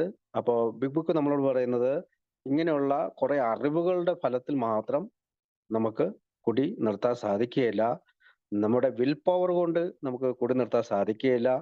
അല്ലെങ്കിൽ മറ്റേതെങ്കിലും മനുഷ്യ ശക്തിയുടെ സഹായത്താൽ നമുക്ക് കുടി നിർത്താൻ സാധിക്കില്ല. കാരണം എപ്പോഴാണോ നമ്മൾ ആദ്യത്തെ കുടി കുടിച്ചാൽ നമ്മൾ വീണ്ടും കുടിക്കാനായിട്ടുള്ള സാധ്യതയുണ്ട്. അതുകൊണ്ടാണ് നമ്മൾ പറയുന്നത് കാലങ്ങളോളം ഈ പെരുമാറ്റം തുടരുന്നു എന്ന് പറയുന്നതും, മറ്റൊരു പണിക്കും കൊള്ളാത്തവനാണെന്ന് പറയുന്നു. അതിനുശേഷം ഞങ്ങൾ മുറിച്ചു കടന്ന് വേണ്ടതിൽ പരിഹാര സമയത്ത് തോന്നിയേക്കാം. റോഡ് മുറിച്ചു കടന്നവനെ പോലെ ഒരു അമിത മദ്യപാന ഒരു സ്ഥിതി ഇത് തുടർന്ന് സമ്മതിക്കേണ്ടി വരും. അപ്പൊ അവനെ പോലെ തന്നെയാണ് നമ്മുടെ സ്വഭാവവും. അപ്പോൾ മദ്യപാന രോഗി ഭ്രാന്തനെ പോലെയാണ്. നമുക്ക് പലപ്പോഴും നമുക്ക് സമ്മതിച്ചു കൊടുക്കാൻ പറ്റില്ല. പക്ഷെ എന്നെ സംബന്ധിച്ചിടത്തോളം ഞാനൊരു ഭ്രാന്തനായിരുന്നു എന്ന് സമ്മതിക്കുന്നതിൽ മടി കാണിക്കുന്നില്ല. കാരണം എത്രമാത്രം കുടിയാണ് നമ്മൾ കുടിച്ചത്, അത്രമാത്രം അപമാനിക്കുകയും ശരീരത്തിൽ പ്രശ്നങ്ങൾ ഉണ്ടായിട്ട് പോലും ഞാൻ കുടിച്ചു. ഡോക്ടർ എന്നോട് കുടിക്കരുതെന്ന് പറഞ്ഞിട്ട് പോലും ഞാൻ 4 വർഷം കുടി നിർത്തിയതിന് ശേഷം ഈ ജയവാക്കറെ പോലെ വീണ്ടും ഞാൻ റോഡ് ക്രോസ് ചെയ്യാൻ നോക്കി. വണ്ടി ഇടിക്കുകയും പല ശാരീരിക പ്രശ്നങ്ങളുണ്ടായും കുടുംബ പ്രശ്നങ്ങളുണ്ടാവുകയും ഒക്കെ ചെയ്തു. ഇവിടെ അടുത്തത് പറയുന്നത്, ശരി നിങ്ങൾ പറയുന്നതെല്ലാം സത്യമാണ്, പക്ഷെ അവ പൂർണ്ണമായും ഞങ്ങളുടെ കാര്യത്തിൽ യോജിക്കുന്നവയല്ല. ഇപ്പൊ എല്ലാവർക്കും ഇത് സംഭവിക്കണമെന്നില്ല. ചില ലക്ഷണങ്ങളൊക്കെ ഇതിനകത്ത് എല്ലാവർക്കും സംഭവിക്കാം. പക്ഷെ എല്ലാവർക്കും ഈ ബുക്ക് പറയുന്ന പോലെ എല്ലാം സംഭവിക്കുന്നില്ല. എനിക്ക് പറ്റിയ പോലെ മറ്റൊരാൾക്ക് എല്ലാം പറയുന്നില്ല. കാരണം അങ്ങനെയൊന്നും ഇനി ജീവിതത്തിൽ സംഭവിച്ചുകൂടുമെന്ന് നിങ്ങൾ പറഞ്ഞിട്ടുള്ള കാര്യങ്ങൾ വെളിച്ചത്തിൽ മനസ്സിലാക്കിയിട്ടുണ്ട്. കുടി മൂലം ജീവിതത്തിലുള്ളതെല്ലാം തന്നെ ഞങ്ങൾ കഷ്ടപ്പെട്ടു. അതിനോട് ആഗ്രഹമില്ല നിങ്ങൾ നൽകിയ വിവരങ്ങൾക്കകത്ത്. അപ്പം എല്ലാവർക്കും ഇപ്പൊ ഈ കുടി മൂലം ജീവിതം നഷ്ടപ്പെടുവോ, ഭാര്യ പിരിഞ്ഞു പോവോ, ഒന്നും ചെയ്യേണ്ട കാര്യമില്ല. പക്ഷെ ആൽക്കഹോളിക്സ് അനോണിമസിന്റെ ഉള്ളിൽ എത്തിക്കഴിയുമ്പോൾ നമ്മുടെ റോക്ക് ബോട്ടം എവിടെയാണെന്ന് നമ്മൾ തീരുമാനിക്കണം. നമ്മൾ മുന്നോട്ട് പോയി കഴിഞ്ഞാൽ ഒരു പക്ഷേ ഈ ജയവാക്കർക്ക് സംഭവിച്ച കാര്യങ്ങളൊക്കെ നമുക്ക് സംഭവിക്കാനായിട്ടുള്ള സാധ്യതയുണ്ട്. അല്ലാതെ നമ്മൾ ഇപ്പൊ അദ്ദേഹം പറയുന്നത്, നിങ്ങൾ നൽകിയ വിവരങ്ങൾക്ക് നന്ദി, ബൈ എന്ന് പറഞ്ഞ് പോവുകയല്ല ചെയ്യേണ്ടത്. ഈ വിവരങ്ങൾ മനസ്സിലാക്കി, ഇന്ന് എന്റെ ഭാര്യ എന്റെ കൂടെയുണ്ട്, നാളെ പോകാൻ സാധ്യതയുണ്ട്. ഇന്ന് എന്റെ വീട് എന്റെ കൂടെയുണ്ട്, ചിലപ്പോൾ അത് പോകാൻ സാധ്യതയുണ്ട്. മക്കൾ കൂടെയുണ്ട്, പോകാൻ സാധ്യതയുണ്ട്. കാരണം അമിത മദ്യപാനാസക്തി എന്ന് പറയുന്നത് ഒരു വളരുന്ന രോഗമാണ്. അപ്പോൾ മദ്യം സിസ്റ്റത്തിൽ പ്രവേശിച്ചു കഴിഞ്ഞാൽ, മദ്യം ശരീരത്തിൽ പ്രവേശിച്ചു കഴിഞ്ഞാൽ ക്രേവിംഗ് ആണ് പിന്നെ കൺട്രോൾ ഏറ്റെടുക്കുന്നത്, അല്ലെ? ആർത്തിയാണ് കൺട്രോൾ ഏറ്റെടുക്കുക, മദ്യമാണ് കൺട്രോൾ ഏറ്റെടുക്കുക. അപ്പോൾ അത് പറഞ്ഞുകൊണ്ട് നമുക്ക് അടുത്ത ഒരു ഉദാഹരണത്തിലേക്കാണ് നമ്മളെ കൊണ്ടുപോകാം. ഫ്രെഡിന്റെ ഒരു ഉദാഹരണം അത് വായിക്കാവാ? അമിത മദ്യപാന രോഗികളല്ലാത്ത ചിലരുടെ കാര്യത്തിൽ ഇത് സത്യമായേക്കാം. വളരെ ബുദ്ധിശൂന്യമായി അളവില്ലാത്ത തോതിൽ കഴിക്കുന്നവരാണ് അവർ. ഇപ്പോഴെങ്കിലും അവർക്ക് നിർത്താനും നിയന്ത്രിതമായ തോതിൽ കഴിക്കാനും കഴിഞ്ഞു എന്ന് വരാം. കാരണം അവരുടെ തലച്ചോറുകളും ശരീരങ്ങളും ഞങ്ങളുടേതുപോലെ കേടുപറ്റിയിട്ടുള്ളതല്ല. സ്വന്തം അറിവിന്റെ അടിസ്ഥാനത്തിൽ ഒരു തികഞ്ഞ അമിത മദ്യപാന രോഗിക്ക് മദ്യം നിർത്തുവാൻ ഒരിക്കലും കഴിഞ്ഞിരുന്നേയില്ല. ഇക്കാര്യത്തിന് ഒരു അപവാദം ഇല്ലെന്ന് തന്നെ പറയാം. ഞങ്ങൾ വീണ്ടും ശക്തിയായും പറയാൻ ആഗ്രഹിക്കുന്ന ഒരു കാര്യമാണത്. കടുത്ത അനുഭവങ്ങളിലൂടെ ഞങ്ങൾക്ക് ബോധ്യപ്പെട്ട കാര്യങ്ങൾ ഞങ്ങളുടെ അമിത മദ്യപാന രോഗികളായ വായനക്കാരിലേക്ക് സന്നിവേശിപ്പിക്കാൻ ഞങ്ങൾ ആഗ്രഹിക്കുന്നു. നമുക്ക് മറ്റൊരു ഉദാഹരണത്തിലേക്ക് കടക്കാം. ഒരു പ്രശസ്തമായ ഒരു സെക്കൻഡ്. അതായത് ഈ ബുദ്ധിശൂന്യമായ അളവില്ലാത്ത തോതിൽ കഴിക്കുന്നവരാണ് അവർ. അതായത് അമിത മദ്യപാന രോഗികളെ പറ്റിയുള്ള പലരുടെയും കാഴ്ചപ്പാടാണ് അത്. അവർക്ക് വിവരമില്ല, ബോധമില്ല, അതുകൊണ്ടാണ് അവർ. അപ്പോൾ അവർക്ക് എപ്പോഴും നിർത്താനും നിയന്ത്രിക്കാനുമായ തോതിൽ കഴിക്കാനും കഴിഞ്ഞു എന്ന് വരാം. കാരണം അവരുടെ തലച്ചോറുകളും ശരീരങ്ങളും ഞങ്ങളുടേതുപോലെ കേടുപറ്റിയുള്ളതാണ്. അപ്പൊ അമിത മദ്യപാന രോഗി അല്ലാത്ത, അല്ലെങ്കിൽ അങ്ങനെയുള്ള ആളുകൾ ഇപ്പോഴും ചിലപ്പോൾ എയിലേക്ക് കടന്നു വരാം. പക്ഷെ അവര് ചിന്തിക്കണെന്ന് വെച്ചാല്, ഞാൻ റിയൽ ആൽക്കഹോളിക് ആയിട്ടില്ല, എന്റെ ശരീരവും തലച്ചോറും ബ്രെയിനും ഒന്നും അങ്ങനെ പോയിട്ടില്ല എന്നാണ്. അപ്പൊ ഇത് സ്വന്തം അറിവാണ്, സെൽഫ് നോളജ് ആണ്. ഇതിന്റെ അടിസ്ഥാനത്തിൽ ഒരു അമിത മദ്യപാന രോഗിക്ക് മദ്യം നിർത്താൻ ഒരിക്കലും സാധിക്കില്ല. അപ്പോ ശരീരവും ബ്രെയിനും ഒന്നും പോയിട്ടില്ല എന്ന് പറയുന്ന ആൾക്ക് അത് സെൽഫ് നോളജിലൂടെ നിർത്താൻ കഴിയില്ല. ഈ കാര്യത്തിന് അപവാദം ഇല്ലെന്ന് തന്നെ പറയാം. വേറൊരു അപവാദം ഇല്ല ഇതിന്. ഈ ഒരു സത്യം മറച്ചു വെച്ചുകൊണ്ട് മറ്റൊരു മാർഗ്ഗം ഇല്ല, അതാണ് അവർ ഉദ്ദേശിക്കുക. അപ്പൊ ഞങ്ങൾ ശക്തിയായും വീണ്ടും ശക്തിയായും പറയാൻ ആഗ്രഹിക്കുന്ന ഒരു കാര്യമാണിത്. അതായത് നമ്മള് ബുക്കിൽ അത് പറയുന്നത് വീണ്ടും അപ്പൊ വീണ്ടും ശക്തമായിട്ട് പറയാനുള്ള കടുത്ത അനുഭവങ്ങളിലൂടെ ഞങ്ങൾക്ക് ബോധ്യപ്പെട്ട കാര്യങ്ങൾ. അപ്പൊ അനുഭവങ്ങളിലൂടെയാണ് ഇത് എഴുതുന്നത്. ഞങ്ങളുടെ അമിത മദ്യപാന രോഗികളെ വായനക്കാരിലേക്ക് സന്നിധിക്കാൻ ആഗ്രഹിക്കുന്നു. നമുക്ക് മറ്റൊരു ഉദാഹരണത്തിലേക്ക് കടക്കാന്ന് പറഞ്ഞുകൊണ്ട് അടുത്ത ഫ്രെഡിന്റെ ഉദാഹരണത്തിലേക്ക് നമ്മൾ കടക്കുകയാണ്. അപ്പൊ വായിച്ചോളൂ രാമൽ, പ്ലീസ്. ഒരു പ്രശസ്തമായ അക്കൗണ്ടിംഗ് സ്ഥാപനത്തിലെ പാർട്ട്ണറാണ് ഫ്രെഡ്. അയാൾക്ക് നല്ല വരുമാനമുണ്ട്, പക്ഷേ വളരെ നല്ല ഒരു വീടുമുണ്ട്. അയാളുടെ വിവാഹ ജീവിതം സന്തുഷ്ടമാണ്. കൂടാതെ അയാൾ ഭാവിയിലെ വാഗ്ദാനങ്ങളായ കോളേജ് തലത്തിൽ പഠിക്കുന്ന കുട്ടികളുടെ അച്ഛനുമാണ്. വളരെ ആകർഷണീയമായ ഒരു വ്യക്തിത്വമാണ് അയാളുടേത്. അതുകൊണ്ട് തന്നെ അയാൾ മറ്റുള്ളവരുമായി വളരെ എളുപ്പത്തിൽ ചങ്ങാത്തത്തിലാവുന്നു. എവിടെയെങ്കിലും ഒരു വിജയശ്രീലാളിതനായ ഒരു ബിസിനസ്സുകാരനുണ്ടെങ്കിൽ അത് ഫ്രെഡ് അല്ലാതെ മറ്റാരുമല്ല. വളരെ സന്തുലിതമായ ഒരു വ്യക്തിത്വത്തിന്റെ ഉടമ. എന്നിട്ടും അയാൾ ഒരു അമിത മദ്യപാന രോഗിയാണ്. ഞങ്ങൾ ആദ്യമായി ഫ്രെഡിനെ കാണുന്നത് ഒരു വർഷം മുമ്പ് ഒരു ആശുപത്രിയിലാണ്. അവിടെ അയാൾ കഠിനമായ ഞരമ്പ് രോഗം ഭേദപ്പെടുത്തുവാൻ വേണ്ടി എത്തിയതായിരുന്നു. ഇത്തരത്തിലുള്ള അയാളുടെ ആദ്യത്തെ അനുഭവമായിരുന്നു അത്. അതുകൊണ്ട് തന്നെ അയാൾ വലിയൊരു ലജ്ജാലുവുമായിരുന്നു. ഒരു അമിത മദ്യപാന രോഗിയാണ് എന്ന് സമ്മതിക്കുന്നതിന് പകരം അയാൾ ഞങ്ങളോട് പറഞ്ഞത് തൻ്റെ ഞരമ്പുകൾക്ക് വിശ്രമം പകരാനാണ് ഞാനിവിടെ എത്തിയതെന്നാണ്. അയാൾ കരുതുന്നതിനേക്കാൾ വളരെ വഷളമായ സ്ഥിതിയാണ് അയാളുടേതെന്ന് ഡോക്ടർ അയാളെ അറിയിച്ചു. കുറെ നാളേക്ക് അയാൾ തൻ്റെ രോഗാവസ്ഥയെക്കുറിച്ച് വിഷാദമൂകനായിരുന്നു. കുടി പൂർണ്ണമായും ഉപേക്ഷിക്കുവാൻ അവസാനം അയാൾ തീരുമാനിച്ചു. താൻ എത്രമേൽ നല്ല സ്വഭാവമുള്ളവനാണെങ്കിലും എത്ര ഉറച്ച നിലപാടുള്ളവനാണെങ്കിലും തനിക്കൊരിക്കലും അതിന് കഴിഞ്ഞേക്കില്ല എന്ന ചിന്തയെ അയാൾക്കുണ്ടായിരുന്നില്ല. ഫ്രെഡ് ഒരിക്കലും താനൊരു അമിത മദ്യപാന രോഗിയാണെന്ന് വിശ്വസിക്കാൻ തയ്യാറല്ല. അതിലുപരി തൻ്റെ പ്രശ്നത്തിന് ആത്മീയമായ ഒരു പരിഹാരമുണ്ടെന്ന കാര്യം അംഗീകരിക്കാനേ അയാൾ ഒരുങ്ങിയില്ല. അമിത മദ്യപാന രോഗത്തെക്കുറിച്ച് ഞങ്ങൾക്കറിയാവുന്ന കാര്യങ്ങൾ ഞങ്ങൾ അയാളോട് പറഞ്ഞു. അയാൾ അതിൽ താല്പര്യം കാണിച്ചു എന്ന് മാത്രമല്ല, അതിൻ്റെതായ ചില ലക്ഷണങ്ങൾ തനിക്കുള്ളതായി അയാൾ തുറന്നു സമ്മതിക്കുകയും ചെയ്തു. പക്ഷേ തനിക്ക് ആ കാര്യത്തിൽ ഒന്നും ചെയ്യാൻ പറ്റുകയില്ല എന്ന കാര്യം അംഗീകരിക്കാൻ അയാൾക്ക് കഴിഞ്ഞില്ല. ഈ നാണം കെടുത്തുന്ന അനുഭവം താൻ ആർജിച്ച അറിവും തൻ്റെ വരുംകാല ജീവിതത്തിൽ തന്നെ മദ്യമില്ലാത്ത അവസ്ഥയിൽ നിലനിർത്തും എന്ന കാര്യത്തിൽ അയാൾ ഉറച്ച മനസ്സുള്ളവനായിരുന്നു. സ്വയം നേടിയ അറിവ് അയാളെ ഉറപ്പുള്ളവനാക്കി. ഫ്രെഡ് ഫ്രെഡ് എന്ന് പറയുന്നത് ഹാരി ബി എന്ന് പറയുന്ന ന്യൂയോർക്കിലെ ജൂൺ 1938 സോബറായ ഒരാളാണ്. അദ്ദേഹത്തിന്റെ കഥ എ ഡിഫറെന്റ് സ്ലന്റ് എന്ന പേരിൽ ബിഗ് ബുക്കിലുണ്ട്. ഇതൊരു അവസാനത്തെ ഉദാഹരണമായിട്ടാണ് bill W more about alcoholism, മദ്യാസക്തിയെ പറ്റിയുള്ള കൂടുതൽ കാര്യങ്ങളിലേക്ക് പറയുന്നത്. അതായത് ഒരു മനുഷ്യ ശക്തി, അതായത് സ്വന്തം ശക്തി കൊണ്ട് ആദ്യത്തെ കുടിയിൽ നിന്ന് പ്രതിരോധം തീർക്കാനായിട്ട് ശ്രമിക്കുന്ന ഒരാളെയായിട്ടാണ് ഫ്രെഡിനെ അവതരിപ്പിക്കുക. അപ്പോൾ അയാൾക്ക് പുറലോകം വെച്ച് നോക്കും, പുറലോകത്തെ ആളുകൾ വെച്ച് നോക്കുമ്പോൾ അയാൾ സ്റ്റേബിൾ ആണ്, ഒരു ബാലൻസ്ഡ് ആയ വ്യക്തിയാണ്. പക്ഷെ അയാൾക്ക് തന്നെയാണ് അയാൾ ഒരു ആൽക്കഹോളിക് ആണെന്ന്. അതായത് അയാൾക്കൊരു ആത്മീയ രോഗം ഉണ്ടെന്നോ അല്ലെങ്കിൽ ഒരു വ്യാധി ഉണ്ടെന്നൊക്കെ അദ്ദേഹം പറയാം. പക്ഷെ ലോകത്തിന്റെ കാഴ്ചപ്പാടിൽ അദ്ദേഹത്തിന് അങ്ങനെ ഒരു രോഗം ഉള്ളതായിട്ട് കാണുന്നില്ല. അപ്പൊ ഈ ഇംഗ്ലീഷ് ബുക്ക് പോലെ he had gone to recover from a bad cause of jitters. അതായത് ജിറ്റേഴ്സ് എന്ന് വെച്ചാൽ ഭയചകിതനായ പരിഭ്രമം കാട്ടുന്ന ഒരാളായിരുന്നു. അപ്പൊ ഈ ആൽക്കഹോളിക് ആണെന്ന് സമ്മതിക്കുന്നതിന് പോലും പലപ്പോഴും കുടിച്ചിരുന്നിരുന്നു. ഈ first so Fred about A year ago in A hospital. ഹോസ്പിറ്റലിൽ വെച്ചിട്ട്, ആശുപത്രിയിൽ വെച്ചിട്ടാണ് ആൽക്കഹോളിസം നമ്മുടെ ഡ്രങ്ക് സ്ക്വാഡ് അവരെ കാണുന്നത്. അദ്ദേഹത്തിന്റെ ആദ്യത്തെ കോളേജിൽ പഠിക്കുന്ന കുട്ടികളുടെ അച്ഛനാണ്. വളരെ ആകർഷണീയ വ്യക്തിത്വമാണ് അയാളുടേത്. അതുകൊണ്ട് തന്നെ അയാൾ മറ്റുള്ളവർ വളരെ എളുപ്പത്തിൽ ചങ്ങാത്തിലാവുന്നു. എവിടെയെങ്കിലും ഒരു വിജയശാല ബിസിനസ്, അപ്പൊ ബിസിനസ്സൊക്കെ അദ്ദേഹത്തിന് നല്ലതാണ്. എന്നാൽ അമിത മദ്യപാന രോഗിയാണെന്ന് അയാൾ സമ്മതിക്കുന്നുണ്ട്. അവിടെ ആശുപത്രിയിൽ കാണുമ്പോൾ ഞരമ്പ് രോഗം ഭേദപ്പെടുത്താൻ വേണ്ടി എത്തിയതായിരുന്നു. അതായത് അദ്ദേഹം മദ്യാസക്തരായിട്ടുള്ള, അല്ലെങ്കിൽ നമ്മളോട് പറഞ്ഞ അദ്ദേഹത്തിന് എന്തോ പ്രശ്നമുണ്ട്, ഒരു ഭയമുണ്ട്, പെട്ടെന്ന് ഒരു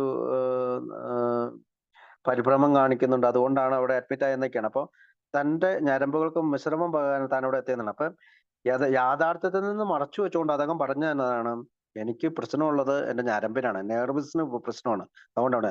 അയാൾക്കാർക്ക് വളരെ വഷളായ സ്ഥിതിയാണ് അയാൾ, ഡോക്ടർ അയാളെ അറിയിച്ചു. അപ്പൊ ഡോക്ടർ അവിടെ വന്നപ്പോൾ പറഞ്ഞു, നിന്റെ സ്ഥിതി വളരെ മോശമാണ്. കുറെ നാളത്തേക്ക് അയാൾ തന്റെ രോഗാവസ്ഥയെക്കുറിച്ച് വിഷാദമുഖനായി. കുടി പൂർണ്ണമായി ഉപേക്ഷിക്കുവാൻ അവസാനം അയാൾ തീരുമാനിച്ചു. ഞാൻ ഇത്രമേൽ നല്ല സ്വഭാവമുള്ള ഉറച്ച നിലപാടുള്ള താല്പര്യം കഴിഞ്ഞേക്കില്ല എന്ന ചിന്തയെ അയാൾക്കുണ്ടായിരുന്നില്ല. അതായത് സെൽഫ് നോളജ്, സ്വന്തമായിട്ടുള്ള ഒരു അറിവില് അദ്ദേഹം ഇത് ഫിക്സ് ചെയ്യാൻ പറ്റും, മദ്യാസക്തി ഫിക്സ് ചെയ്യാൻ പറ്റും. എനിക്കുണ്ടായ നാണക്കേട്, അപമാനം, അവഹേളനം ഇതൊക്കെ ഞാൻ ഓർക്കും. അതുപോലെ തന്നെ ഈ അയക്കാരൊക്കെ പറഞ്ഞ പല കാര്യങ്ങളൊക്കെ കുറച്ചൊക്കെ അവൻ സ്വീകരിക്കും. അപ്പൊ ഇവിടെ മെന്റൽ പവർ, അതായത് വിൽ പവർ, ഇച്ഛാശക്തി, അത് അവനെ സുരക്ഷിതാക്കുന്നതാണ് അവൻ വിചാരിച്ചിരുന്നത്. ഇത്തരം ഒരു മാനസിക ഫ്രെയിമിൽ നിന്നുകൊണ്ടാണ് അവൻ അടുത്ത ഇതിലേക്ക് പോകുന്നത്. ആത്മീയമായ ഒരു പരിഹരണ കാര്യം എനിക്ക് അയാൾക്കറിയില്ല. അമിത മദ്യപാനത്തെ കുറിച്ച് അയാൾക്കറിയാവുന്ന കാര്യങ്ങൾ ഞങ്ങൾ അയാളോട് പറഞ്ഞു. അപ്പൊ സ്റ്റെപ്പ് 1 അവിടെ പറഞ്ഞിട്ടുണ്ട്, മദ്യാസക്തിയെ പറ്റി പറയുന്നുണ്ട്. അയാൾ അതിൽ താല്പര്യം കാണിച്ചു എന്ന് മാത്രമല്ല, അതിനെ ചില ലക്ഷണങ്ങൾ തനിക്കുള്ളത് അയാൾ സമ്മതിക്കും. സ്റ്റെപ്പ് 1 അദ്ദേഹം സമ്മതിച്ചു. പക്ഷെ തനിക്ക് ആ കാര്യങ്ങൾ ഒന്നും ചെയ്യാൻ പറ്റുകയില്ല എന്ന കാര്യം അംഗീകരിക്കാൻ അയാൾക്ക് കഴിഞ്ഞില്ല. ഈ നാണം കിടന്ന അനുഭവം താൻ ആർജിച്ചടങ്ങും തന്റെ വരും കാല ജീവിതത്തിൽ തന്നെ മദ്യമില്ലാത്ത അവസ്ഥ നിലനിർത്തുമെന്ന കാര്യത്തിൽ അയാൾ ഉറച്ച മനസ്സ്, സ്വയം നേടിയ അറിവ് അയാളെ ഉറപ്പുള്ളവനാക്കി. അപ്പൊ അതായത് മദ്യാസക്തിയിൽ നിന്ന് എനിക്ക് മാറാനായിട്ട് എന്റെ വിൽ പവർ ഉപയോഗിക്കാം എന്നുള്ള ഒരു ആശയത്തിലാണ് അത് മുന്നോട്ട് പോയത്. അപ്പം അടുത്തത് പറയുന്നത് ഈ ഒരു മാനസിക ഫ്രെയിം വെച്ചിട്ടാണ് അദ്ദേഹം നടക്കുന്നത്. അപ്പൊ കുറെ കാലത്തേക്ക് നമ്മൾ ഫ്രെഡിനെ കുറിച്ച് ഒന്നും കേട്ടില്ല. അപ്പൊ ഫ്രെഡിനെ പറ്റി നമ്മൾ എവിടെയാണെന്നോ എന്താണെന്നോ നമുക്കറിയില്ല. അപ്പൊ നമ്മൾ പലപ്പോഴും എയുടെ റൂമിൽ വന്നതിന് ശേഷം തിരിച്ചു പോകുന്ന പലരും പിന്നീട് കാണുന്നില്ല. അപ്പൊ അവരെല്ലാം ഈ ഫ്രെയിം വെച്ചിട്ടായിരിക്കും പുറത്തേക്ക് പോവുക, ഈ മെന്റൽ ഫ്രെയിം. അതായത് എന്റെ മനസ്സിൽ എനിക്ക് കേട്ടിട്ടുള്ള അറിവ് വെച്ചിട്ട് ഞാൻ കൂടി നിർത്താൻ കഴിയും. പിന്നീട് അയാൾ വീണ്ടും ആശുപത്രിയിൽ ഒരു ദിവസം ഞങ്ങൾ അറിഞ്ഞു, ഇത്തവണ അയാൾ ആകെ പരവശനായിരുന്നു. അപ്പൊ രണ്ടാമതും വീണ്ടും നമ്മുടെ ആൽക്കഹോളിക് ആയിട്ടുള്ള അംഗങ്ങൾ പോയി കാണണം. വളരെ വൈകാതെ ഞങ്ങളെ കാണാൻ അവൻ ഉൾക്കൊണ്ടുണ്ടെന്ന് അയാൾ സൂചിപ്പിച്ചു. അയാൾ പറഞ്ഞ കഥ ഒരു ഗുണപാഠമാണ്, ഒരു ഗുണപാഠം. കൂടി പൂർണ്ണമായി നിർത്തേണ്ടതുണ്ടെന്ന് ശരിക്കും ബോധ്യപ്പെട്ട ഒരാളായി അയാൾ മാറിയിട്ടുണ്ടായിരുന്നു. കൂടി തുടരണോ എന്ന കാര്യത്തെക്കുറിച്ച് അയാൾക്കൊരു ന്യായീകരണവുമില്ലായിരുന്നു. മറ്റെല്ലാ കാര്യങ്ങളിലും കൃത്യമായ ഉൾക്കാഴ്ചയും തീരുമാനമെടുക്കുന്നത് കഴിവുണ്ടായിരുന്നിട്ട് പോലും മദ്യത്തിന്റെ കാര്യത്തിൽ തറ പറ്റിയതായിട്ട് അയാൾ സമ്മതിച്ചു. അപ്പോൾ അദ്ദേഹം ഈ തവണ ആശുപത്രി പ്രവേശിപ്പിക്കപ്പെട്ടപ്പോ എനിക്ക് ഫസ്റ്റ് ഡ്രിങ്കിൽ നിന്ന് മാറി നിൽക്കണമെന്നോ അല്ലെങ്കിൽ കൂടി തുടരാൻ സാധിക്കില്ല എന്നും പറ്റി തറ പറ്റി തന്റെ ഡിനയിലെല്ലാം മാറ്റി വെച്ചുകൊണ്ട് അദ്ദേഹം വന്നതായിട്ടാണ് അവിടെ വിരിക്കുക. അടുത്ത് വായിക്കാവോ? അയാൾ തന്നെ അതിനെക്കുറിച്ച് പറയുന്നത് കേൾക്കൂ അവിടെ മുതലേ.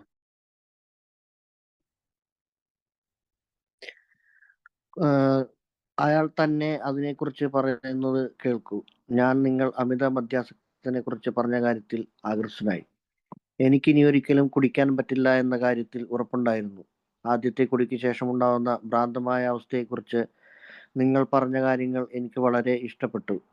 പക്ഷേ മദ്യത്തെക്കുറിച്ച് വളരെയേറെ പഠിച്ചു കഴിഞ്ഞിട്ടുള്ള എനിക്ക് അങ്ങനെയാണെന്ന് എൻ്റെ ജീവിതത്തിൽ സംഭവിക്കില്ല എന്ന് പരിപൂർണ ബോധ്യമായിട്ടുണ്ടായിരുന്നു.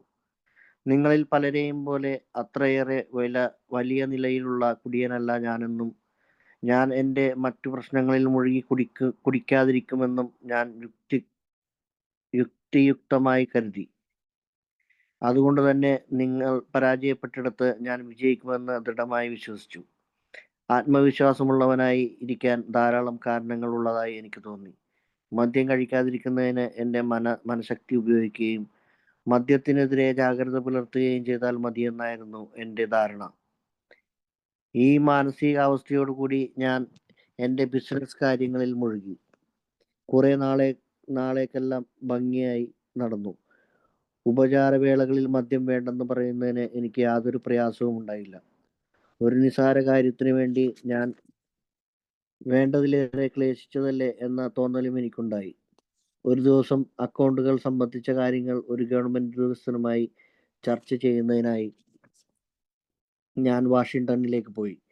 ഈ കുടിക്കാത്ത അവസ്ഥയിലായിരുന്ന കുറച്ച് നാളുകൾക്ക് മുമ്പും ഞാൻ പുറം നാടുകളിൽ പോയിട്ടുണ്ട്. അതുകൊണ്ട് ഇതിൽ വലിയ പുതുമയൊന്നും തോന്നിയില്ല. ശാരീരികമായി നല്ല ഉന്മേഷവാനായിരിക്കുന്നതായി എനിക്ക് തോന്നി. പ്രയാസപ്പെടുത്തുന്ന തരത്തിലുള്ള എന്തെങ്കിലും പ്രശ്നമോ ദുഃഖങ്ങളോ ഒന്നും എനിക്കുണ്ടായിരുന്നില്ല. എൻ്റെ ബിസിനസ് നല്ല രീതിയിൽ നടന്നിരുന്നു. ഞാൻ വളരെ സന്തുഷ്ടനായിരുന്നു. എൻ്റെ പാർട്ട്ണർമാരും അങ്ങനെ തന്നെ ആയിരിക്കുമെന്ന് ഞാൻ കരുതുന്നു. ഒരു പരിപൂർണ ദിവസം അവസാനിക്കുകയായിരുന്നു. അന്തരീക്ഷത്തിൽ കാർമേഘപടലങ്ങളൊന്നുമില്ലായിരുന്നു.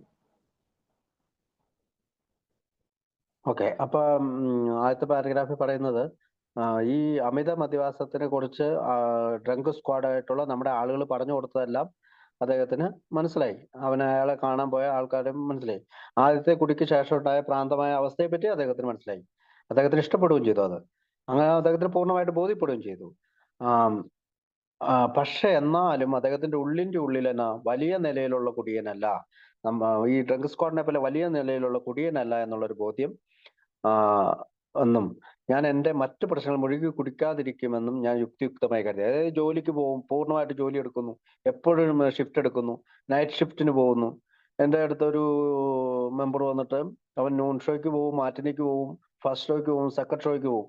എന്നിട്ട് വീടിന്റെ പുറകിലുള്ള പറമ്പിൽ കൂടെ വീട്ടിൽ വന്ന് കയറും. ഇങ്ങനെയുള്ള മാർഗങ്ങൾ ഉപയോഗിക്കുന്ന അനേകം പേരുണ്ട്. അപ്പൊ ഇതെല്ലാം സെൽഫ് നോളജ് ആണ്. അപ്പൊ ഇതിനകത്ത് സ്വയം അറിവെന്ന് പറയും. അപ്പൊ അങ്ങനെയുള്ള ആ ഒരു ആത്മവിശ്വാസമുള്ള, അങ്ങനെ ധാരാളം കാരണങ്ങൾ അവന് ഈ ആത്മവിശ്വാസം വരാനുണ്ട്.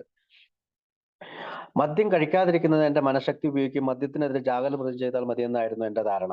ഒരു ജാഗ്രത പുലർത്തിയാൽ മതി, അല്ലെങ്കിൽ എൻ്റെ മനഃശക്തി ഉപയോഗിച്ചുകൊണ്ട് എനിക്ക് നിർത്താൻ കഴിയും. അവിടെയും ഒരു ആത്മീയ പരിഹാരം സ്വീകരിക്കാനല്ല അവൻ ശ്രമിച്ചത്. സെൽഫ് നോളജിലൂടെ ഇത് ഫിക്സ് ചെയ്യുക, അല്ലെങ്കിൽ എനിക്ക് നാണക്കേട്, അപമാനം, അവഹേളനം ഉണ്ടായ പല കാര്യങ്ങൾ ഓർത്തുകൊണ്ട് ഞാൻ ഫിക്സ് ചെയ്യുക. ആ മാനസിക ഫ്രെയിമിലാണ് അവൻ ഇരിക്കുന്നതെന്ന് ഞാൻ ആദ്യമേ പറഞ്ഞു. പക്ഷെ ആൽക്കഹോളിക്കിലെ അംഗങ്ങൾ പറഞ്ഞു അവനോട് ഒരു സ്പ്രീ എന്നാണ്, അതായത് മദ്യം കഴിച്ചു കഴിയുമ്പോഴുണ്ടാകുന്ന ഒരു ഉല്ലസിക്കല്, ആഹ്ലാദം, ഇതൊക്കെ എപ്പോഴും കടന്നു വരാൻ സാധ്യതയുണ്ടെന്നൊക്കെ പറയുന്നത് അവൻ വിശ്വസിക്കുകയും ചെയ്യുന്നുണ്ട്. ഞാൻ എൻ്റെ ബിസിനസ് കാര്യങ്ങളിൽ മുഴുകി കുറെ നാളെങ്കിലും ഭംഗിയായി നടന്നു. ഉപചാരവേളകളിൽ വേണ്ടെന്ന് പറയുന്നതിൽ എനിക്ക് യാതൊരു പ്രയാസവും ഉണ്ടായില്ല. അപ്പൊ പലപ്പോഴും അവന് പല പാർട്ടിക്കൊക്കെ പോകുമ്പോഴും നോ പറയാനായിട്ടുള്ള കഴിവ് അവനുണ്ട്. ഈ ഒരു നിസ്സാര കാര്യത്തിന് വേണ്ടി ഞാൻ വേണ്ടതിലധികം ക്ലേശിച്ചില്ലേ എന്ന തോന്നൽ എനിക്കുണ്ടായി. ഒരു ദിവസം അക്കൗണ്ടുകൾ സംബന്ധിച്ച കാര്യങ്ങൾ ഗവൺമെന്റ് ഉദ്യോഗസ്ഥർ ചർച്ച ചെയ്യുന്നതിനായി ഞാൻ വാഷിംഗ്ടണിലേക്ക് പോയി. അപ്പൊ അദ്ദേഹത്തിന്റെ മൈൻഡ് എന്താണ്? മെന്റൽ, അത് വിൽ പവർ കൊണ്ട് എൻ്റെ എനിക്കുണ്ടായ സെൽഫ് നോളജ് കൊണ്ട്, സ്വയം അറിവ് കൊണ്ട്, മദ്യാസക്തിയെക്കുറിച്ചും ആൽക്കഹോളിക്സ് അനോണമസിലെ അന്ന് ആൽക്കഹോളിക്സ് അനോണമസ് എന്ന് പറയും, അതിനുശേഷമാണ് ആൽക്കഹോളിക്സ് എന്ന് പേര് വന്നത്. എന്നാലും ഡ്രങ്ക് സ്ക്വാഡ് എന്ന് ഞാൻ വിളിക്കുന്നത് വെച്ചാൽ മദ്യപന്മാരുടെ ഒരു കൂട്ടമാണ് ഇയാളെ കാണുമ്പോൾ. അവർ പറഞ്ഞു കൊടുത്ത കഥകളൊക്കെ വെച്ചിട്ട് എനിക്ക് കഴിയും എന്നുള്ളൊരു വിചാരം, ഒരു പ്രതിരോധം സ്വീകരിക്കാൻ കഴിയും, ഞാൻ ആ ആദ്യത്തെ കുടിയിൽ നിന്ന് രക്ഷപ്പെടാൻ കഴിയും എന്നുള്ള ഒരു വിചാരം അദ്ദേഹത്തിന് ഉണ്ടായി എന്നുള്ളതാണ്. അപ്പം വാഷിങ്ടണിലേക്ക് പോയി. ഈ കുടിക്കാത്ത അവസ്ഥയിൽ കുറച്ച് നാൾക്ക് ശേഷം ഞാൻ പുറം നാടുകളിൽ പോയിട്ടുണ്ട്. അപ്പൊ അതിനു മുമ്പ് അവൻ പോയിട്ടുണ്ട്, പലപ്പോഴും പോയിട്ടുണ്ട്. അതുകൊണ്ട് ഇതിൽ വലിയ പുതുമയൊന്നും തോന്നിയില്ല. ഇപ്പൊ വാഷിങ്ടണിലേക്കുള്ള യാത്രയും വലിയ പുതുമയൊന്നുമില്ല. പ്രയാസപ്പെടുന്ന തരത്തിലുള്ള എന്തെങ്കിലും പ്രശ്നമോ ദുഃഖങ്ങളോ ഒന്നും ഉണ്ടായില്ല. എന്റെ ബിസിനസ് നല്ല രീതിയിൽ തുടർന്ന് ഞാൻ വളരെ സന്തോഷനായ, എന്റെ പാർട്ട്ണർമാർ അങ്ങനെ തന്നെ ആയിരിക്കും ഞാൻ കരുതുന്നു. അപ്പൊ അദ്ദേഹത്തിന്റെ പാർട്ട്ണർമാരും നല്ല സന്തോഷത്തിലാണ്. അപ്പൊ എവരിതിങ് ഫൈൻ അല്ലേ, വൺ ഫൈൻ ഡേ എന്നൊക്കെ പറഞ്ഞ പോലെ എല്ലാം ഫൈനാണ്. ഒരു പരിപൂർണ ദിവസം അവസാനിക്കുകയായിരുന്നു. അന്തരീക്ഷങ്ങൾ കാർമേഘ പടലങ്ങൾ ഒന്നും ഉണ്ടായിരുന്നില്ല. നമ്മൾ പറയില്ലേ, കാർമേഘ പടലങ്ങൾ എന്ന് വെച്ചാൽ പ്രശ്നങ്ങളൊന്നും ഉണ്ടായിരുന്നില്ല. അടുത്തത് വായിക്കാവോ? അത് വായിച്ചാണോ? ഞാൻ എന്റെ ഹോട്ടൽ ഇല്ല, ഇല്ല, വായിച്ചിട്ടില്ല. വായിക്കാം. ഞാൻ എൻ്റെ ഹോട്ടലിലേക്ക് ചെന്ന് ഡിന്നറിന് പോകാനൊരുങ്ങി. ഊണുമുറിയുടെ വിഭവസമൃദ്ധമായ ഭാഗം ഞാൻ മുറിച്ചു കിടന്നപ്പോൾ പെട്ടെന്ന് എൻ്റെ മനസ്സിലൂടെ ഭക്ഷണത്തിൻ്റെ കൂടെ സ്വല്പം മദ്യവും കുടിക്കാമെന്ന ചിന്ത കടന്നു വന്നു. അത്ര തന്നെ, പിന്നെ പറയാനില്ലല്ലോ. ഞാൻ മദ്യവും ഭക്ഷണവും ഒരുമിച്ച് ഓർഡർ കൊടുത്തു. വീണ്ടും ഒരെണ്ണം കൂടി പറഞ്ഞു. ഭക്ഷണം കഴിച്ചതിന് ശേഷം ഞാൻ കുറച്ച് നടക്കാൻ തീരുമാനിച്ചു. ഹോട്ടലിലേക്ക് ഞാൻ തിരിച്ചെത്തിയപ്പോൾ ഉറങ്ങാൻ പോകുന്നതിന് മുമ്പ് അല്പം വില കൂടിയ മദ്യം കഴിച്ചാലെന്നും തോന്നി. അങ്ങനെ ഞാൻ ബാറിലേക്ക് കയറി. അന്ന് രാത്രി പിന്നീട് ഒരുപാട് കഴിച്ചതായും പിറ്റേന്ന് രാവിലെ അതിലേറെ കഴിച്ചതായും എനിക്ക് തോന്നുന്നു. എനിക്കൊരു മങ്ങിയ ഓർമ്മയുണ്ട്. ന്യൂയോർക്കിലേക്ക് യാത്ര ചെയ്തുകൊണ്ടിരിക്കുന്ന ഒരു വിമാനത്തിൻ്റെ സീറ്റിൽ ഞാനിരുന്നതായും എയറോഡ്രോമിൽ എൻ്റെ ഭാര്യയ്ക്ക് പകരം ഒരു ഡ്രൈവർ കാത്തിരുന്നതായും ഉള്ള ഓർമ്മ. ഈ ഡ്രൈവർ ഒരുപാട് ദിവസം എൻ്റെ സന്തത സഹചാരിയായി കൂടെ നടന്നു. ഞാൻ ഇവിടെയൊക്കെ പോയെന്നോ എന്തൊക്കെ പറഞ്ഞെന്നോ ചെയ്തെന്നോ എനിക്കൊട്ടും അറിഞ്ഞുകൂടാ. അവസാനമാണ് ഞാൻ അസഹനീയമായ മാനസിക വ്യഥതകളോടും ശാരീരിക വേദനകളോടും കൂടി ആശുപത്രിയിലെത്തിയത്. ബാക്കിയുള്ളതൊക്കെ വായിക്കാവോ? ഞാൻ എൻ്റെ ചിന്തിക്കാനുള്ള കഴിവ് വീണ്ടെടുത്തപ്പോൾ വാഷിങ്ടണിൽ വെച്ച് അന്നത്തെ സായാഹ്നത്തിലുണ്ടായ കാര്യങ്ങൾ ഓർക്കാൻ ശ്രമിച്ചു. മദ്യത്തിനെതിരെ ജാഗരൂകത പുലർത്തിയില്ല എന്ന് മാത്രമല്ല, ആദ്യത്തെ കുടിക്കെതിരായി ഞാനൊരു പോരാട്ടവും നടത്തിയിട്ടില്ല എന്നെനിക്ക് മനസ്സിലായി. ഇത്തവണ ഞാൻ കുടിയുടെ അനന്തരഫലങ്ങളെപ്പറ്റി ഒട്ടും തന്നെ ചിന്തിച്ചിരുന്നില്ല. ഏതാണ്ട് സ്വാദിഷ്ട ഭക്ഷണം കഴിക്കും പോലെയാണ് ഞാൻ മദ്യം കഴിക്കാൻ തുടങ്ങിയത്. എൻ്റെ മദ്യപാന രോഗികളായ സുഹൃത്തുക്കൾ എന്നോട് പറഞ്ഞ കാര്യങ്ങൾ ഞാനിപ്പോൾ കൃത്യമായി ഓർക്കുന്നു. എനിക്കൊരു മദ്യാസക്തമായ മനസ്സാണെങ്കിൽ സമയവും സന്ദർഭവും ഒത്തുവരുമ്പോൾ വീണ്ടും ഞാൻ കുടിക്കുമെന്ന് അവർ പ്രവചിച്ചിരുന്നു. ഞാൻ എന്തെങ്കിലും തടസ്സവാദം ഉയർത്തിയിട്ടുണ്ടെങ്കിൽ തന്നെ അത് കുടിക്കാൻ വേണ്ടിയുള്ള എന്തെങ്കിലും നിസ്സാര കാര്യത്തിനു മുമ്പിൽ നിഷ്പ്രഭമായി പോകുമെന്ന് അവർ പറഞ്ഞിട്ടുണ്ടായിരുന്നു. അതെ, അത് തന്നെയാണ് സംഭവിച്ചത്. അഥവാ അതിനേക്കാൾ കൂടുതലായിട്ടാണ് സംഭവിച്ചത്. കാരണം അമിത മദ്യാസക്തിനെ കുറിച്ച് ഞാൻ എന്തൊക്കെയോ പഠിച്ചു വെച്ചിട്ടുണ്ടായിരുന്നു. അതൊന്നും തന്നെ എൻ്റെ മനസ്സിലേക്ക് വന്നതേയില്ല. ആ നിമിഷം മുതൽ ഞാൻ മനസ്സിലാക്കി, ഞാനൊരു അമിത മദ്യപാന ശക്തിയുള്ള മനസ്സിൻ്റെ ഉടമയാണെന്ന്. ഇത്തരം വിചിത്രമായ മാനസിക ഘടനയുള്ളപ്പോൾ മനഃശക്തി കൊണ്ടും മറ്റു തരത്തിലുള്ള അറിവ് കൊണ്ടും യാതൊരു പ്രയോജനവുമില്ലെന്ന് ഞാൻ മനസ്സിലാക്കി. ഒരു പ്രശ്നം അവരെ ആശയത്ത നിലയിൽ അടിമപ്പെടുത്തി എന്ന് പറയുന്നവരുടെ വാക്കുകൾ മനസ്സിലാക്കാൻ എനിക്കൊരിക്കലും കഴിഞ്ഞിട്ടുണ്ടായിരുന്നില്ല. എനിക്കിപ്പോൾ മനസ്സിലായി, അതൊരു വല്ലാത്ത അടി തന്നെയായിരുന്നു. ഓക്കെ, അപ്പോ നമുക്കറിയാം ഇവിടെ സ്റ്റെപ്പ് 1 എന്താണ്? ഞാൻ അഡ്മിറ്റ് ആകണം, ഞാൻ അഡ്മിറ്റ് ചെയ്യണം, അല്ലെങ്കിൽ സമ്മതിക്കണം, എനിക്ക് പൂർണ്ണമായിട്ട് മദ്യാസക്ത പ്രശ്നമുണ്ട്, ഞാനൊരു മദ്യാസക്ത രോഗിയാണ് അല്ലെങ്കിൽ മദ്യാസക്തനാണ്. പക്ഷെ ഇദ്ദേഹം എന്താണ്, അദ്ദേഹം പകുതി വഴിക്ക് എത്തിയിട്ടുണ്ട് അല്ലെ. നിങ്ങൾ പറഞ്ഞു കുറെയൊക്കെ ശരിയാണെന്ന് പറയുന്നുണ്ടെങ്കിലും പൂർണ്ണമായി സമ്മതിച്ചില്ല. അപ്പൊ പഴയ ഒരു ഹ്യൂമിലിയേറ്റിംഗ് എക്സ്പീരിയൻസ്, അതായത് അപമാനകരമായിട്ടുള്ള പഴയ കാര്യങ്ങൾ ഓർത്തുകൊണ്ട്, അനുഭവങ്ങൾ ഓർത്തുകൊണ്ടും സ്വന്തം ഇച്ഛാശക്തി കൊണ്ട് കുടി നിർത്താൻ സാധിക്കുമെന്ന് പറയുന്ന അദ്ദേഹമാണ് ഈ വാഷിങ്ടണിലേക്ക് പോകുന്നത്. അതിനു മുമ്പ് അദ്ദേഹം പലപ്പോഴും പോയിട്ടുണ്ട്. അപ്പൊ ഒരുപക്ഷെ അദ്ദേഹത്തിന് RID fracture, restless irritable discontent ആയിട്ടുള്ള എന്തെങ്കിലും കാര്യങ്ങളൊക്കെ ഉണ്ടായിരിക്കാം. എന്തെങ്കിലും ബിസിനസ് ആവശ്യങ്ങൾക്ക് വേണ്ടി പോയപ്പോൾ അങ്ങനെ ഉണ്ടാകാം. അപ്പൊ നമുക്കറിയാം മദ്യത്തിന്റെ ഡെഫിനേഷൻ എന്ന് പറയുന്നത് കണ്ണിങ്, ഫവളിങ്, പവർഫുൾ ആണ്. അതിശക്തനും ചിന്താക്കുഴപ്പം ഉണ്ടാക്കുന്നവനും സൂത്രശാലിയുമായിട്ടുള്ള മദ്യമാണ്. പിന്നെ അപ്പം വേണേലും നമ്മളിലേക്ക് നുഴഞ്ഞു കയറും. അതിനൊരു ഉദാഹരണമാണ് ഈ ഫ്രെഡിന്റെ കഥ. പ്രത്യേകിച്ച് ഹോട്ടലിലേക്ക് ചെന്നിട്ട് ഡിന്നറിന് ഓർഡർ ചെയ്യുന്നു. ഊണുമുറിയുടെ വിഭവസമൃദ്ധമായ ഭാവം അല്ലെങ്കിൽ റെസ്റ്റോറന്റ് പാസ് ചെയ്ത് പോയപ്പോ അദ്ദേഹത്തിന് തോന്നി ഒന്ന് കുടിച്ചു നോക്കാം, അത്ര തന്നെ. പിന്നെ പറയണ്ടല്ലോ, ഞാൻ മദ്യവും ഭക്ഷണവും ഒരുമിച്ച് ഓർഡർ ചെയ്തു, ഒരെണ്ണം കൂടി പറഞ്ഞു. അപ്പൊ നമുക്ക് ആ സ്പ്രീയിലേക്ക് എത്തി. ഒരെണ്ണം രണ്ടാമത്തേലേക്ക് കൊടുത്തു, രണ്ടാമത്തേത് മൂന്നാമത്തേതിന് തിരി കൊടുത്തു, മൂന്നാമത്തേത് നാലാമത്തേത് പ്രേരിപ്പിച്ചു, നാലാമത്തേത് അഞ്ചാമത്തേതിന് പ്രലോഭിപ്പിച്ചു, അഞ്ചാമത്തേത് ആറാമത്തേതിലേക്ക് പെട്ടെന്ന് അപകടകരമായ രീതിയിൽ അദ്ദേഹം എത്തി. അങ്ങനെ അപ്പൊ ആ ക്രേവിങ് ആൽക്കഹോളിക്കിന് വരുന്നുള്ളൂ ആണ്. അപ്പൊ പിന്നീട് ഹോട്ടലിലേക്ക് തിരിച്ചു പോകുമ്പോൾ അദ്ദേഹം പിന്നീട് ആഗ്രഹിക്കുന്ന ഒരു വില കൂടിയ മദ്യം കഴിക്കാന്നാണ്. അങ്ങനെ ഞാൻ ബാറിൽ വീണ്ടും കയറി. അങ്ങനെ ആ രാത്രി മുഴുവൻ അദ്ദേഹം കഴിച്ചാണ്. പിറ്റേന്ന് രാവിലെ അതിൽ കഴിച്ചത് തോന്നുന്നു. എനിക്കൊരു മയങ്ങിയ ഓർമ്മയുള്ളൂ. അപ്പൊ അദ്ദേഹം വാഷിംഗ്ടണിൽ ന്യൂയോർക്ക് യാത്ര ചെയ്തുകൊണ്ടിരുന്ന വിമാനത്തിന്റെ സീറ്റിൽ ഞാനിരുന്നതായും വേറൊരു റൂമിൽ എന്റെ ഭാര്യയ്ക്ക് ഒരു ഡ്രൈവർ കാത്തിരുന്നതായുമുള്ള ഓർമ്മ. അതായത് എയർപോർട്ടിൽ ഡ്രൈവർ, ഈ ഡ്രൈവർ അദ്ദേഹത്തിന് സന്തത സഹചാരിയായി. അപ്പൊ അവിടെ എന്നതാ ബ്ലാക്ക് ഔട്ട്സ് അല്ലെ, ബ്ലാക്ക് ഔട്ടായി അദ്ദേഹത്തിന്. ബ്ലാക്ക് ഔട്ട് ആയി എന്നുള്ളതിന്റെ ഒരു കാര്യത്തിലാണ് ഈ ഒരു ഓർമ്മ എന്ന് പറയുന്നത്. ഞാൻ എവിടേക്ക് പോയി എന്തൊക്കെ പറഞ്ഞതെന്ന് ചെയ്തു നടന്നതിലൂടെ അവസാനമാണ് ഞാൻ അസഹനമായ മാനസികതകളും ശാരീരികതകളോട് ആശുപത്രിയിൽ എത്തിയത്. അപ്പൊ വീണ്ടും അദ്ദേഹം ആശുപത്രിയിലെത്തി. അപ്പൊ ബ്ലാക്ക് ഔട്ട് ഡ്രിങ്കിങ് ആണത്.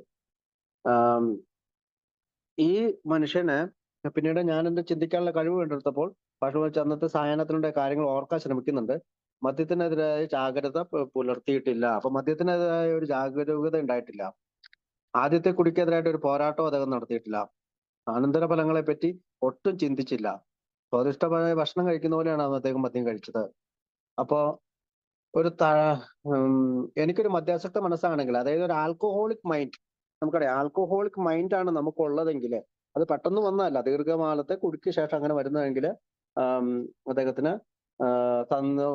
സംഹൗ സം ഡേ എന്നൊക്കെയാണ് അല്ലെ, എങ്ങനെയെങ്കിലും എവിടെയെങ്കിലും വെച്ച് നമ്മൾ വീണ്ടും കുടിക്കും എന്നുള്ള ഒരു ആശയത്തിലാണ് അത് പറയാ. അപ്പൊ അമിത മദ്യപാനാസക്തിയുടെ മനസ്സിന്റെ ഉടമയാണ് ആൽക്കഹോളിക് ആയിട്ടുള്ള ആള്. അപ്പൊ വിചിത്രമായ മാനസികഘടനയുള്ള മനഃശക്തിക്കും മറ്റൊരു തരത്തിലുള്ള അറിവ് കൊണ്ടും യാതൊരു പ്രയോജനവും, അപ്പൊ വിൽ പവർ കൊണ്ടും സെൽഫ് നോളജ് കൊണ്ടും കൂടെ പ്രയോജനമില്ല അപ്പൊ എന്നാണ് പറയാ. അപ്പൊ അടുത്തത് വായിക്കാവോ?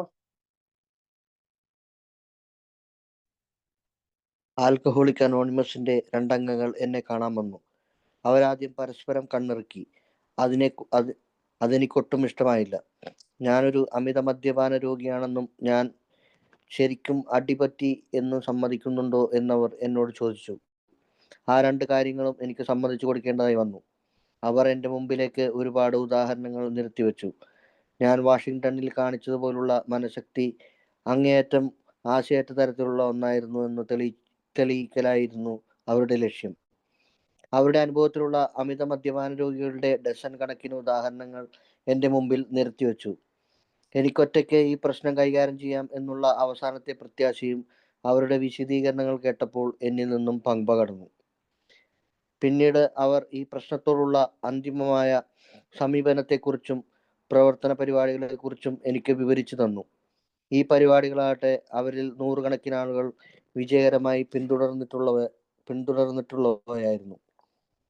ഒരു സാധാരണ മതവിശ്വാസി മാത്രമായിരുന്ന എനിക്ക് അവരുടെ പരിപാടികൾ ബുദ്ധിപരമായി ഉൾക്കൊള്ളുവാൻ ബുദ്ധിമുട്ടുള്ളവായിരുന്നില്ല. പക്ഷേ പ്രവർത്തന പദ്ധതി മനസ്സിലാക്കാത്ത നിലയിലുള്ളതായിരുന്നുവെങ്കിലും വളരെ കടുത്തതായിരുന്നു. ഞാൻ അതുവരെ ആലോചിച്ചുറപ്പിച്ചിരുന്ന ധാരണകൾ എൻ്റെ മനസ്സിൻ്റെ ജാലകത്തിൽ നിന്ന് പുറത്തടിക്കരിച്ചു കളയേണ്ടതായിരുന്നു എന്നതാണ് അതിൻ്റെ അർത്ഥം. അതത്ര എളുപ്പമായിരുന്നില്ല. പക്ഷേ ആ പദ്ധതി എൻ്റെ ജീവിതത്തിലേക്ക് പകർത്തുവാൻ ശ്രമിച്ചാൽ രോഗത്തിന് ശമനം ലഭിക്കുന്നതായി എനിക്ക് തോന്നി. പിന്നീട് അത് അങ്ങനെ തന്നെയാണ് എന്ന് തെളിയിക്കുകയും ചെയ്തു. Thank you. അപ്പം ഇവിടെ ആൽക്കഹോളിക് മൈൻഡ് എന്ന് പറയുന്നത് ഒരു ദീർഘകാലം കുടിച്ചതിന് ശേഷം, ഒരു പ്രോഗ്രഷനിൽ എത്തിയതിനു ശേഷം നമുക്ക് വരുന്ന ഒരു മെന്റൽ കണ്ടീഷനാണ്. അതായത് നമ്മൾ കുടിച്ച് മെന്റൽ ഒബ്സഷൻ വരും. നമുക്ക് എന്ത് സാഹചര്യം വന്നാലും ചിലപ്പോൾ നമുക്ക് ദേഷ്യമോ അങ്ങനെയൊക്കെ വരുമ്പോൾ RID ഫാക്ടർ വരുമ്പോൾ നമുക്ക് പെട്ടെന്ന് കുടിക്കാൻ തോന്നും. ഇവിടെ ഉള്ള അങ്ങനെയുള്ള ഒരു മനുഷ്യനാണ് ഇദ്ദേഹം. അപ്പം ഇദ്ദേഹത്തിനോട് നമുക്ക് പലപ്പോഴും പറയാം, ഈ പ്രോബ്ലം മനസ്സിന്റെ പ്രോബ്ലം കിടക്കുന്ന എവിടെയാണ്? മാനസികമാണ്. ശാരീരികം എന്നതിനേക്കാൾ ഉപരി മാനസികമാണെന്ന് ഒരു പരിഹാരമുണ്ടതിൽ നമ്മൾ ബിഗ് ബുക്ക് തന്നെ പറയുന്നുണ്ട്. ഇപ്പൊ ഇദ്ദേഹത്തിന്റെ അടുത്ത് കുടിച്ചതിന് ശേഷം 2 ആൽക്കഹോളിക് അംഗങ്ങൾ, അതായത് മിക്കവാറും ബിൽ വിൽസണും ഹാങ് പിയോ അല്ലെങ്കിൽ ബിൽ വിൽസണും ഫിറ്റ്സ്മായോ അവരായിരിക്കും ന്യൂയോർക്കിലായതുകൊണ്ട് വന്ന്. അവര് കണ്ണിറുക്കി എന്നാണ് കാണിക്കുക. ഗ്രിന്നഡ് എന്നാണ്. യഥാർത്ഥത്തിൽ ഗ്രിന്നഡ് എന്ന് പറയുന്നതിന് ഗോഷ്ടി എന്നാണ്. അതായത് നമ്മുടെ മുഖം കൊണ്ട് നമുക്കറിയാം, നമ്മൾ ഒരു ആൽക്കഹോളിക്ക് വീണ്ടും തിരിച്ചു കുടിച്ചിട്ട് ഇനി വന്നാൽ എന്ന രീതിയിൽ അറിയാതെ നമ്മുടെ ഫേസിലേക്ക് അങ്ങനെ വരും. അപ്പൊ അത് ഇയാൾക്ക് ഇഷ്ടപ്പെട്ടില്ല. അതിവിടെ പറയുന്നുണ്ട്. അതെനിക്ക് ഒട്ടും ഇഷ്ടമായില്ല. ഞാൻ അമിത മദ്യപാന രോഗിയാണെന്ന് ഞാൻ ശരിക്കും അടിപറ്റി എന്ന് സമ്മതിക്കുന്നുണ്ടെന്ന് അവിടെ എന്നോട് ചോദിച്ചു. ആ 2 കാര്യങ്ങൾ എനിക്ക് സമ്മതിച്ചു കൊടുക്കേണ്ടതായി വന്നു. അവിടെ എന്റെ മുമ്പിലേക്ക് ഒരുപാട് ഉദാഹരണങ്ങൾ നിർത്തി വെച്ചു. അപ്പോ വാഷിങ്ടണിൽ വെച്ച് അദ്ദേഹം എന്നെ കാണിച്ച വിൽ പവർ കൊണ്ട് നിർത്താം എന്നാണ്. പക്ഷെ ആശയറ്റ തീർന്ന ഒരാൾക്ക് അത് സാധിക്കുകയില്ല.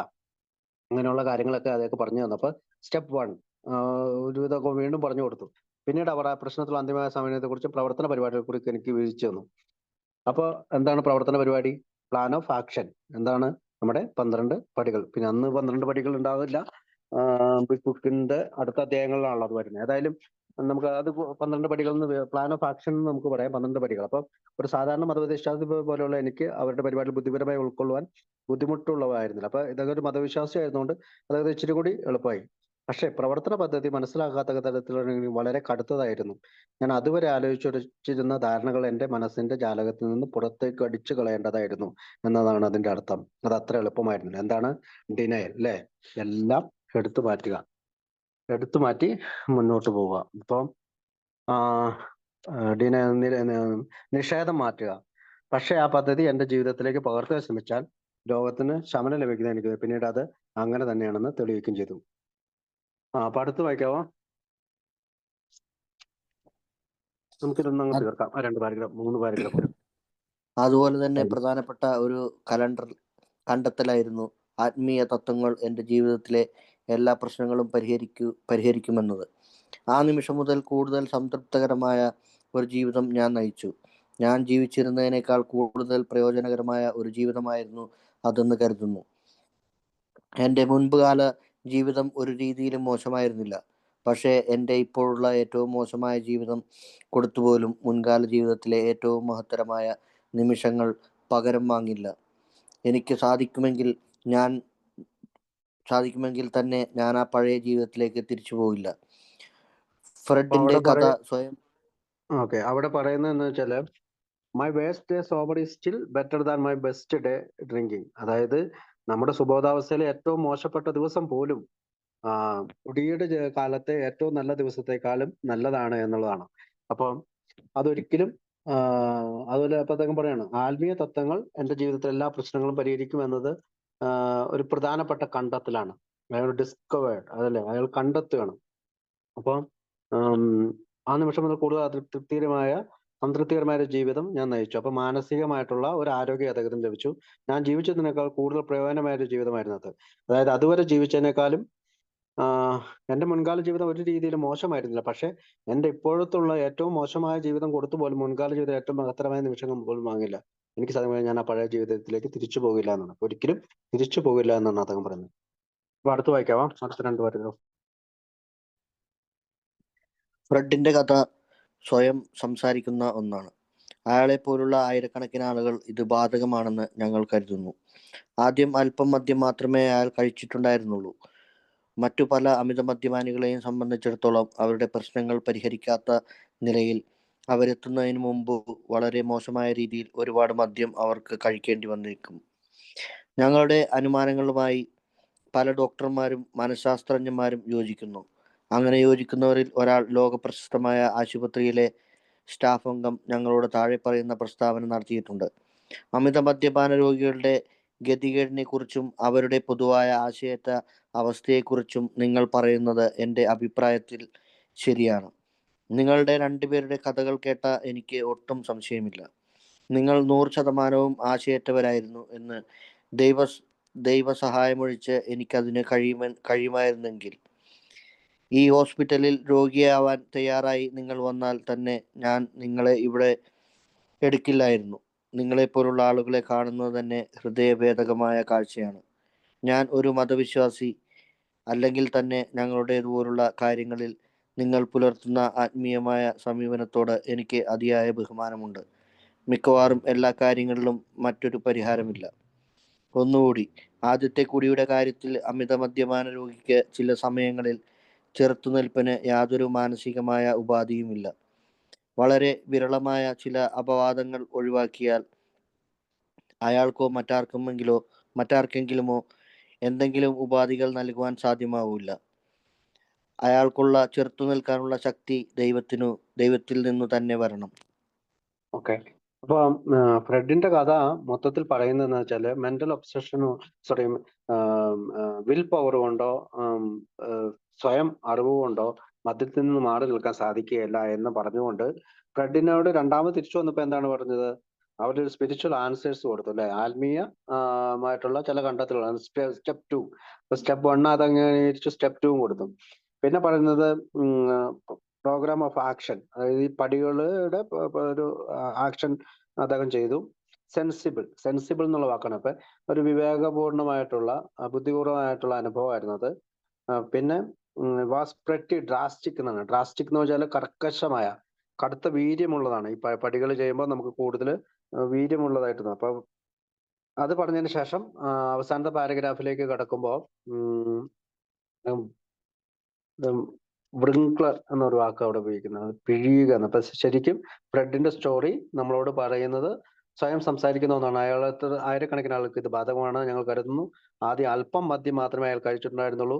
മറ്റു പല അമിത മദ്യപാനികളെ സംബന്ധിച്ചിടത്തോളം അവരുടെ പ്രശ്നങ്ങൾ പരിഹരിക്കത്തക്ക രീതിയിൽ അവരെത്തുന്നതിന് മുമ്പ് തന്നെ വളരെ മോശമായ രീതിയിൽ ഒരുപാട് മദ്യം അവർക്ക് കഴിക്കേണ്ടി വന്നേക്കും. അപ്പൊ once an alcoholic always alcoholic. അപ്പൊ ഒരു ഈ പ്രോബ്ലം എല്ലാ alcohol, most alcohol have to be pretty badly bungled before they really commence to solve their problems. അപ്പൊ പ്രശ്നങ്ങൾ പരിഹരിക്കുന്നതിന് മുമ്പേ അവർ അധികം കുടിക്കേണ്ടി വന്നേക്കും എന്നുള്ളതാണ് ആ വാക്ക് ഉപയോഗിക്കുക. അവസാനത്തെ പാരഗ്രാഫില് ഡോക്ടർ പേഴ്സി പോളിയോക്ക് എന്ന് പറയുന്ന ഡോക്ടറുടെ ഒരു ഇതാണ്. ഞങ്ങളുടെ അനുമാനങ്ങളിൽ പല ഡോക്ടർമാരും മനഃശാസ്ത്രജ്ഞന്മാരും യോജിക്കുന്നു. അങ്ങനെ യോജിക്കുന്ന ഒരാൾ ലോക പ്രശസ്തമായ ആശുപത്രിയിലെ സ്റ്റാഫ് അംഗമാണ്.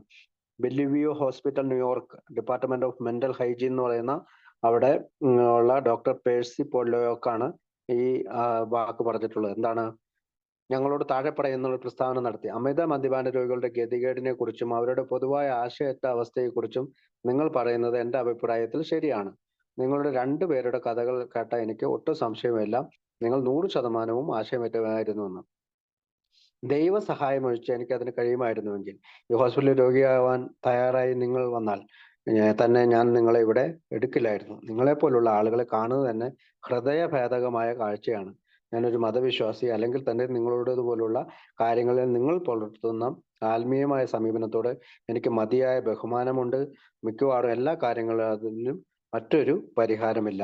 അപ്പോൾ there is a solution. ഒരു സൊല്യൂഷനുള്ളൂ.